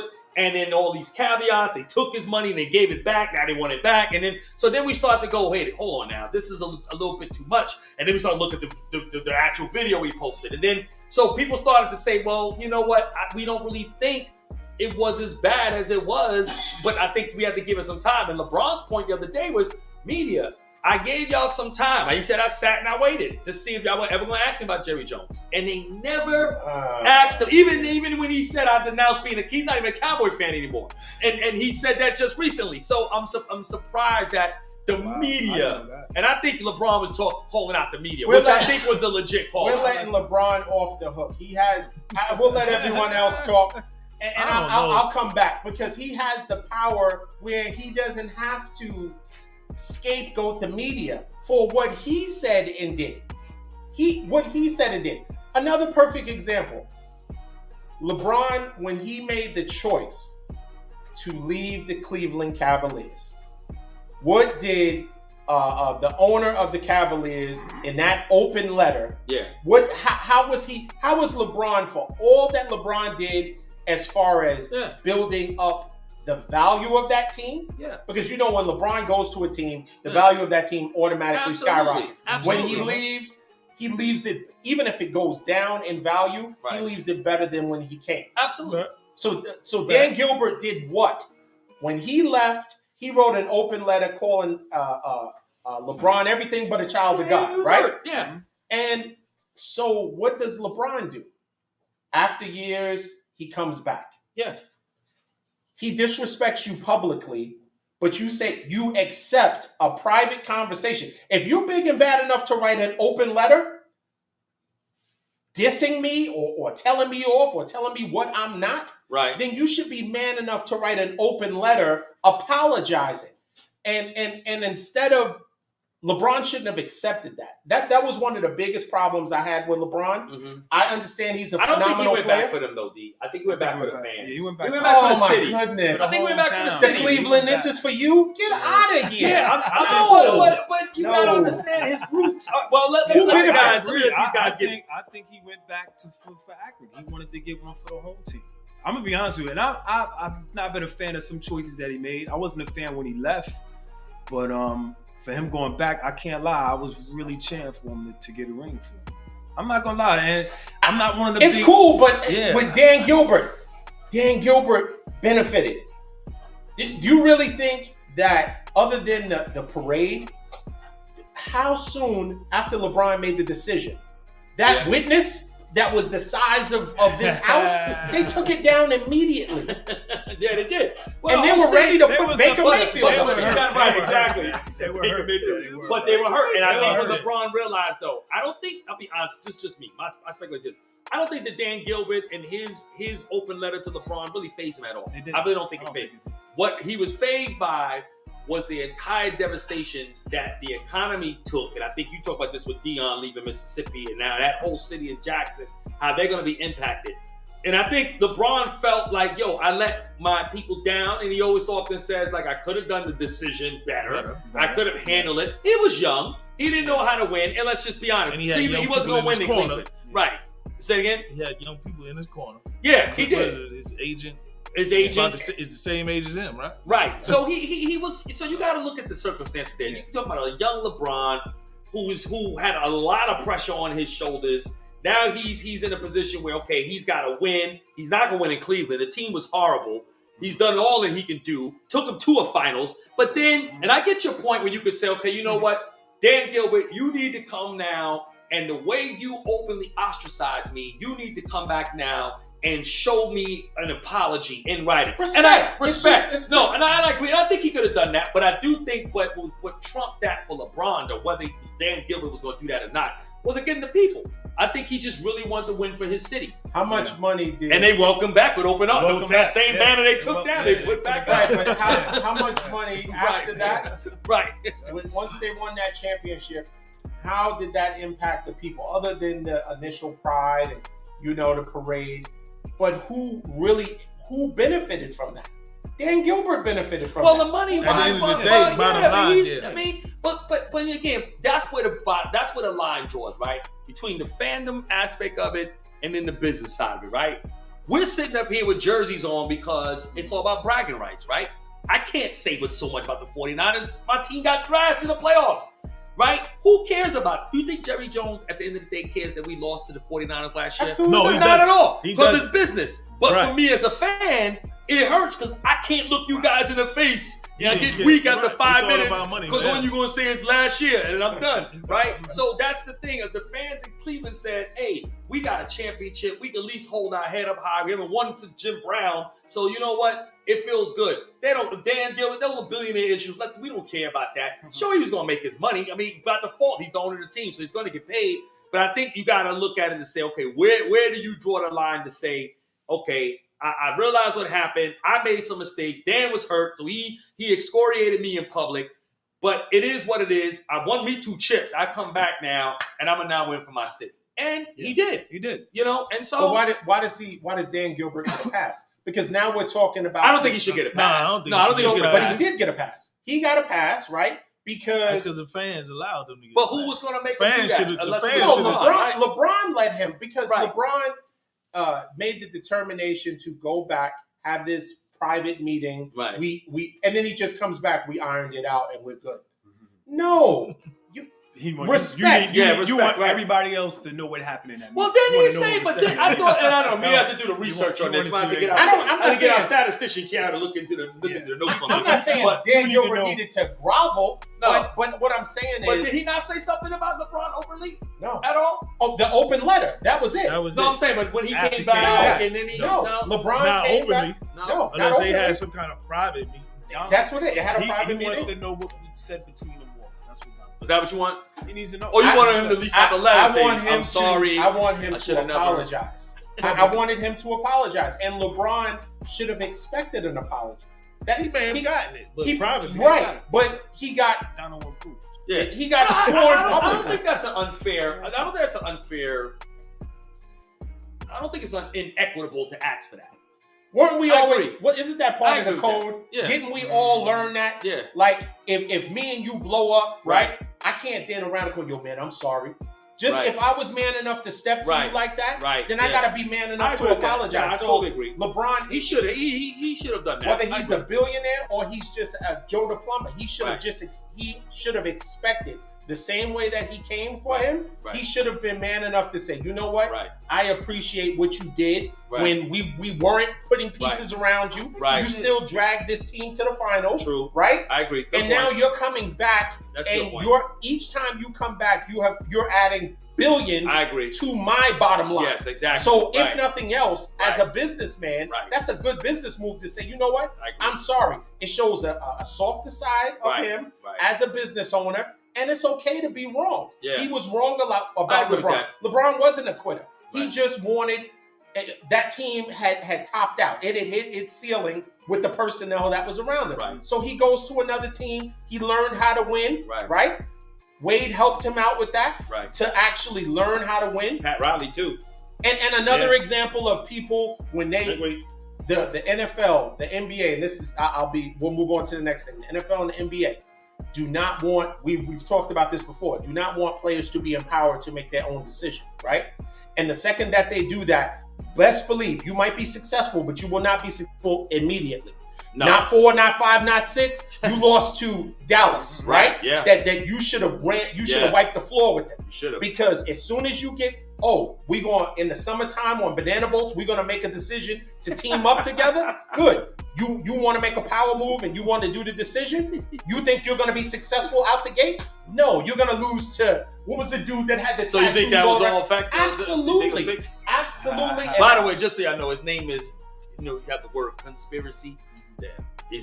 Instead of conspiracy, is Donspiracy. Donspiracy. That's That's what I call it. fine. That's That's Donspiracy. That So sounds- that's Don. Yeah, Don. Donspiracy. Yeah. This whole thing is fake. You ever set up these mics? They're not right. I know. Okay. I want some dessert though, D. All right. So All right. let's So wrap. yeah, let's just. All right, so we're gonna fly through this. Yeah. All right, so let's go to the NBA. The Lakers. Lakers looking good. You know what? I think we're getting there.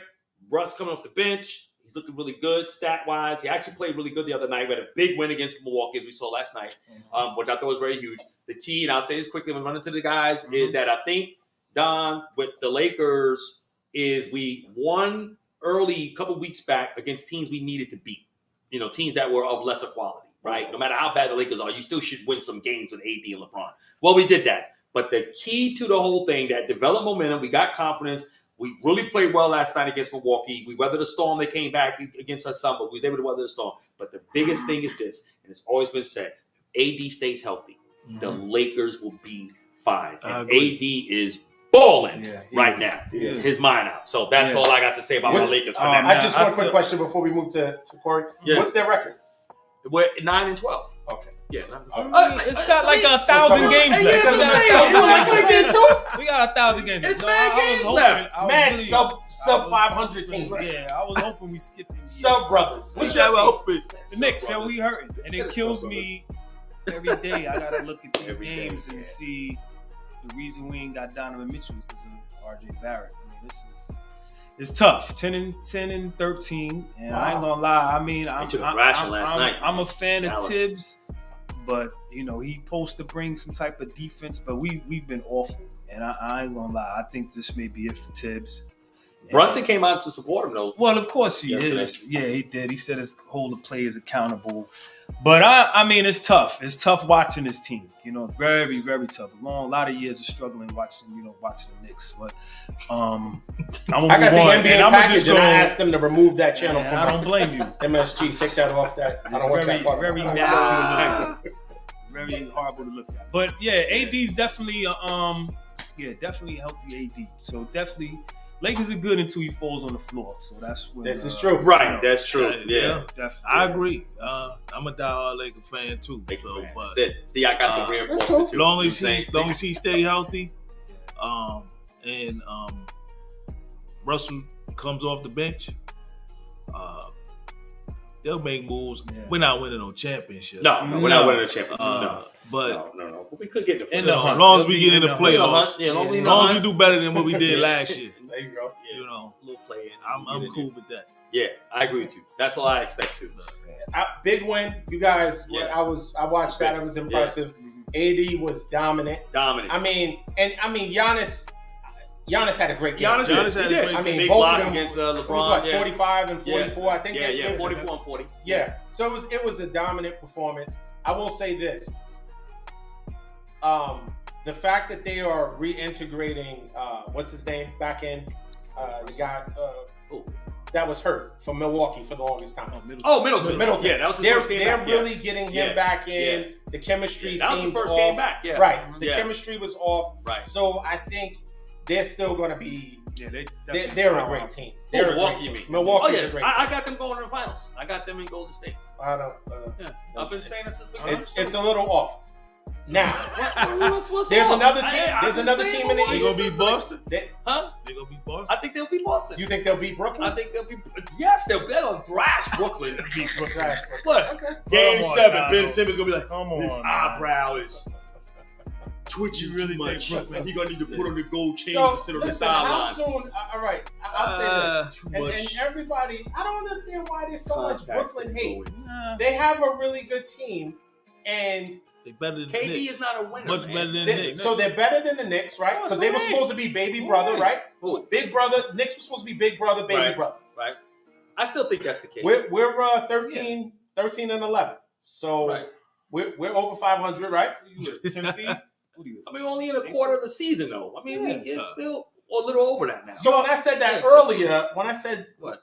a couple of shows ago Uh huh. that we were making strides and Yeah. Ben Simmons was starting playing, you were like, yo, they have no chance. And I was like, it's early on. We have at that point it wasn't even 20 games into the season. I was like, yo, they have a Well, good I shot. think we got to remember though, but at that time, right, it was a lot of flux going on with the Nets. I mean, you had the Kyrie situation, you had the supposedly Ime Udoka coming in. You know what I'm saying? All this stuff that was going on. So it was a lot of distraction at that time. But I did say, if I recall, we can go back to the tape. I mean, I did say that I felt that y'all were going to turn the corner with Ben Simmons. And he has. And he has. I mean, now he's out 3 games with the calf injury. So that- but- I mean, that happens. You like, Injuries- you like what's it, Jock Ball? I'm not crazy about him. I would have preferred Ime Udoka, but there was talk. I saw something on Twitter a couple of days ago, and I don't know how true it is, but it would be fantastic if we get Mark Jackson. Now, yeah. let I would Jock do that. Vaughn Oh, yeah. play it out. Nice beard, but okay. Yeah, his beard is there. He got a nice beard. He got a good Yeah, beard, his but beard is good. you can roll, Got a good right? beard. Yeah, After right. that, you Right. put that joint out, Right. keep, and roll. Right. And if we got Mark Jackson, I think Mark Jackson Well, you has- want him for next year? It was speculated about hiring him now. Yeah. No, not now, Oh, but next next year. year. Oh, yeah, that's So good, yeah. getting Mark Jackson, I think, would help us. Yeah. It would be beneficial because there's going to be some changes in our team. Obviously, Right. I don't foresee unless we go super deep them re-signing Kyrie. They're not gonna. Oh no, Kyrie's they're not gonna sign him. No. And I don't know what they're gonna do with Ben Simmons. What did I tell you? We'll take him in LA. I told him. I told Don. We'll take him I in told LA. Don. Every time we've been talking about the Nets, I told Don. I said, I didn't say it in the last show, the last two shows. I told you they're gonna trade him mid-season. They're gonna look at where they are, and if the brass of the Nets feel like they could probably do a little bit better with some pieces that they can get for Kyrie, and because with Kyrie the way it is right now, if it still looks the same, where it's kind of inconsistent, you know what I'm saying? And they don't think they got enough to get over the hope. I think they're going to trade him by the trade deadline. They got to get something for him. Otherwise, you're going to walk. No, I can at least try. Right, I can see them getting something for him. I mean, hopefully it's some good pieces. I don't think they're going to trade him to us. But they won't take it up. But they won't take it Westbrook. They won't take Westbrook because KD's not going to play with Westbrook. Yeah, but the other team could get a third team. Somebody got to be willing to take Russ. Well, that's the thing. Russ is playing unless you think that Taiwan team that Woodcourt's playing for, he might want to join the trade. Yeah, exactly. Dropping like 40 points on. He the tallest one on the court. Shot 17 3-pointers. Did you see him retort against Shaq in the video? Yeah, I saw that. Oh boy. But so Brooklyn, I say all that to say, long story short, Brooklyn is making some good moves. Mm-hmm. I like the way they're playing. We got TJ Warren back. I know everyone's laughing. He's 6'8", some good defense. TJ Warren. Listen, Warren. What is all these star players on the team? And we got TJ Warren. I gotta say this, D. I gotta tell you live on TV, okay? When he shoot 2 for 13 in the playoffs, when you put in his money, TJ Warren. You got Kyrie, Ben I look at this dude said, TJ Warren. He's like the two. Wait, you still hype on that game? He scored all them points. Yeah, no. I'm saying we need size, right? He's a 6'8" player. Listen, now you know the show is coming to end. We just talking now. Listen, Donald Rogan here. TJ Warren makes debut. That's fine. But I saw that's TJ okay. Warren. Who is TJ? Son, nobody cares about TJ Warren. No one cares about except you. We could talk about us. You don't care about TJ Warren. Except my team, the 2 games over 500 Nets, right? Yeah, we care. We care about that. Anybody? All right. Before we wrap up the show, anybody's team over 500 in the audience? Okay, I can't hear from you, so let's talk to any of y'all teams over 500? But it's 300 games left. It doesn't matter if it's 400 games. It's 300 games left, though. But your Nets look good. No, I don't need that. Which they should be.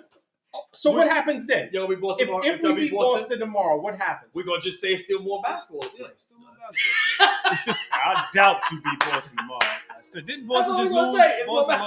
Where they play? No, it's in Brooklyn. It's in Brooklyn. I think so. It's in Brooklyn. I think so too. Yeah, listen. No, that would mean a lot. I think it would. It would mean. I don't know what it would mean. It depends on how they win. Let's put it down. If they do good, if they continue to do good, then they're not gonna give it a job bump. They go. I think Mark Jackson. Mark Jackson comes with a price tag though. Mike Jackson, he comes with a price tag. That ain't in the salary cap, so they don't care about that. They don't care about that. Yeah, they still playing. Ain't they still playing Steve now? Cool. Yeah. Oh, I saw a video of him doing the running man and getting checked. Like, listen, teams don't. He looked excited. Like, teams, coaches. He was happy.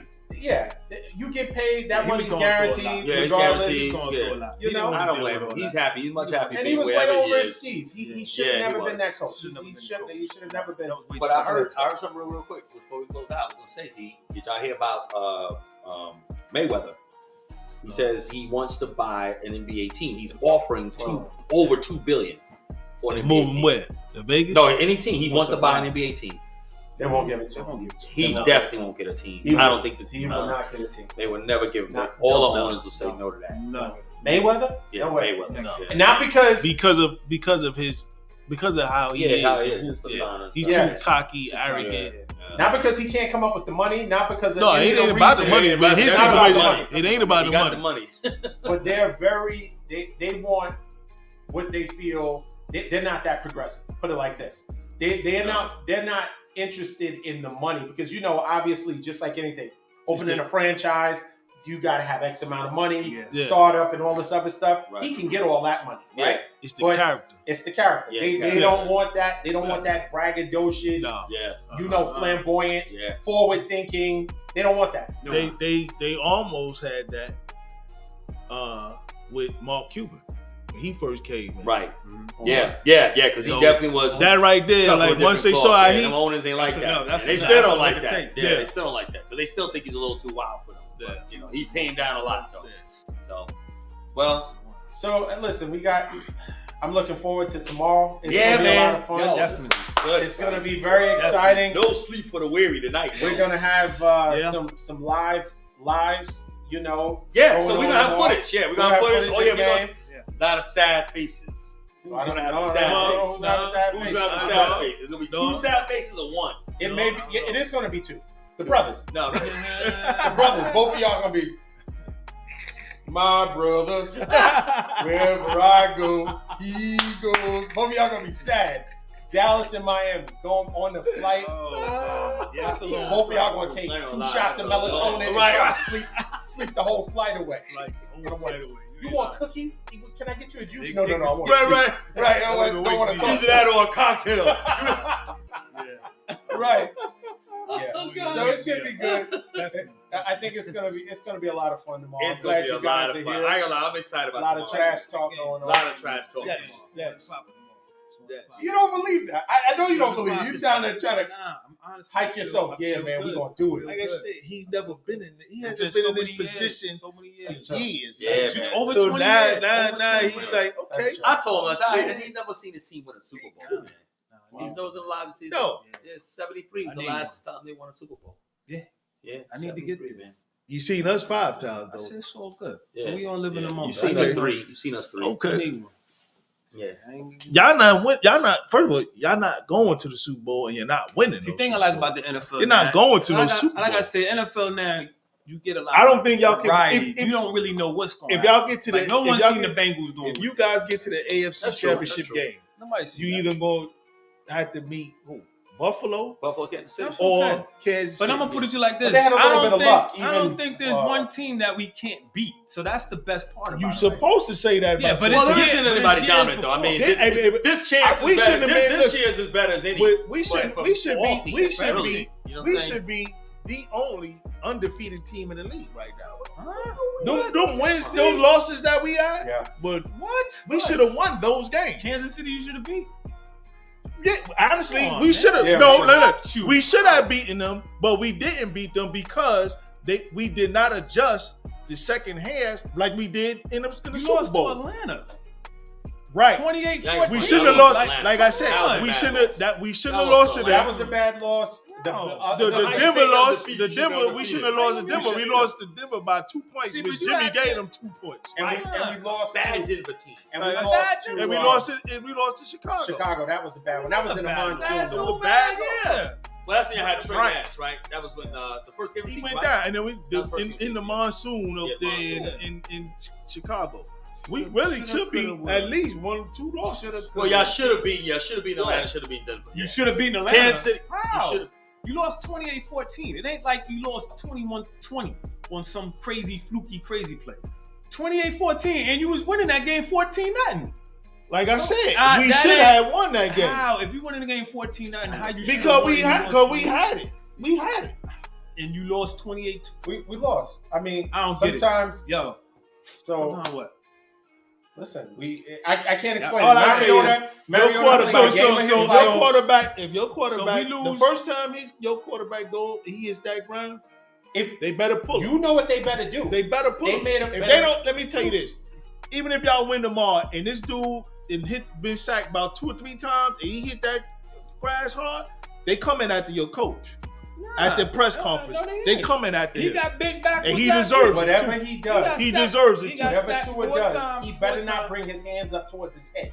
Because if he wants to at least adjust his helmet, they're gonna take him out, put him in the tent. They better. He got banged up last week pretty bad before he came out. He He ain't here for faced the his long haul. defense. So y'all, we got, y'all banking on Tua we not gonna playing be. the whole I'm game. telling you, we gonna. Because you know if They Tua gonna try play- to protect him because they gonna if call Tua play- little roughing him. They gonna call over some little tic tac. Tua play 60 minutes. Yeah, they will. tomorrow. They gonna call. They gonna Oh, try yeah, to yeah, protect him, yeah. man. Y'all faking on They're him. gonna try to protect him. I'm telling you now, he played the whole game. You're gonna see some live Tua tomorrow, and I can't wait. If your quarterback has a glove on, if somebody comes in with a glove on, it's over. He better than tight. If Bridgewater has one of them if he on that sideline, if he on that sideline throwing them, if he throwing the ball on that sideline, that's it for y'all. That y'all lost to have some sort of RPO in their passing game. RPO. Y'all lost to Chicago, lost to Atlanta. Kansas City is not like really I there. said, But that's what we running. We what run we a been lot of saying that. about teams. We run a lot of that. We freeze your linebackers. We got a without season play ago, action. and that was in the beginning of the year. That was in the beginning of the year, and we fixed all that. What happened in the last 4 games that we played? You haven't played a team with no offense like that. You beat the best team you beat in the last few games was the Chargers. That was it. The rest of the teams was bums y'all played. You gonna see them all. When you see this play action over the middle to Tyreek for 20 in the first y'all beat is Buffalo. Nah, we play who y'all played. So it don't work for us. So it don't work for us. We pick and choose who we pick. Chicago. This ain't college. We don't pick and choose. We not independent. And I can say for us, I'm gonna be honest with you. For a team that should be undefeated, it should have been us. Because I'm gonna tell you now. Okay, we got 3 L's. We lost to Minnesota on a Waddle fumble with no Tua. We was coming back in that game and Waddle fumbled the ball. Okay, we lost to Cincinnati when Tua was there. In the first half, we was in that game. What happened? He got hurt. Okay. In the Jet game, it was crazy. We could have went up by 1 point in the fourth quarter. We missed the field goal, and the Jets took off from us after that. And Tua didn't play that game. You know what I'm saying? Yeah. So I'm gonna tell you now, it's on and popping tomorrow, man. I can't wait. I know how many quarterbacks y'all had in between Dan Marino and Tua. I didn't know it's count. Oh, okay. How many quarterbacks they had? Yeah. 20, 25. Come on, man. Quarterback. It's on and popping tomorrow, fellas. All right, because we'll talk and we'll be like, all right, let's go to the game. Right. Right. All right. So listen, it was in the home of the faithful. That's it. It was a fantastic first show. Time coming in. We going to the museum too, so you can see this history. Museum what? Son, man. Yeah, so you can see this history. I ain't going to the museum. All they got is Don Shula. That's inside the stadium? Get out of here. So all they got is Don Shula and Dan Marino. Get out of here. They got. Listen, all they got is the undefeated team. That's it. Nah, we got Jim Kick. You got Larry Zonka. You got Ryan. I mean, you got Greasy. Hall of Fame. Greasy, you got Mercury Morris. They got history. Yeah. And then you got the Dupe and Clayton crew there. AJ Dewey. We're gonna make history tomorrow. 5 Super Bowls. We're gonna make history tomorrow. We're gonna talk about the president tomorrow. Boy. All right. Well, listen. Thank you so much for joining us. Yes. This was a extended show, but listen, we had so many topics, and we were so excited to talk about a game that we're actually going to. Yeah. In the flesh. Boots on the ground, watching the game. That's it. You know, it should be very exciting. Plus, we have some other games that we're going to watch, before the main game, and then we're going to watch.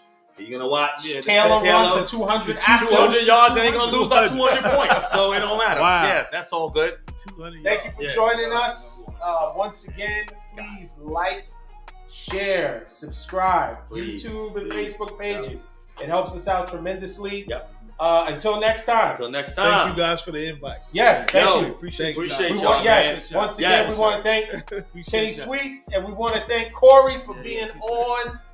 Fantastic job. Mm-hmm. Everybody did fantastic. Yes, sir. And then once we got hey, listen. People were a little nervous once they got behind the camera. No problem. Right. He was like, man, I can't wait. No, what we gonna do is right. We should have been right. Right. Smashing up cameras and lights. We're gonna be live. We got the pressure on it. Right, we gotta close it out. Right. Until next time. Thank you. Peace.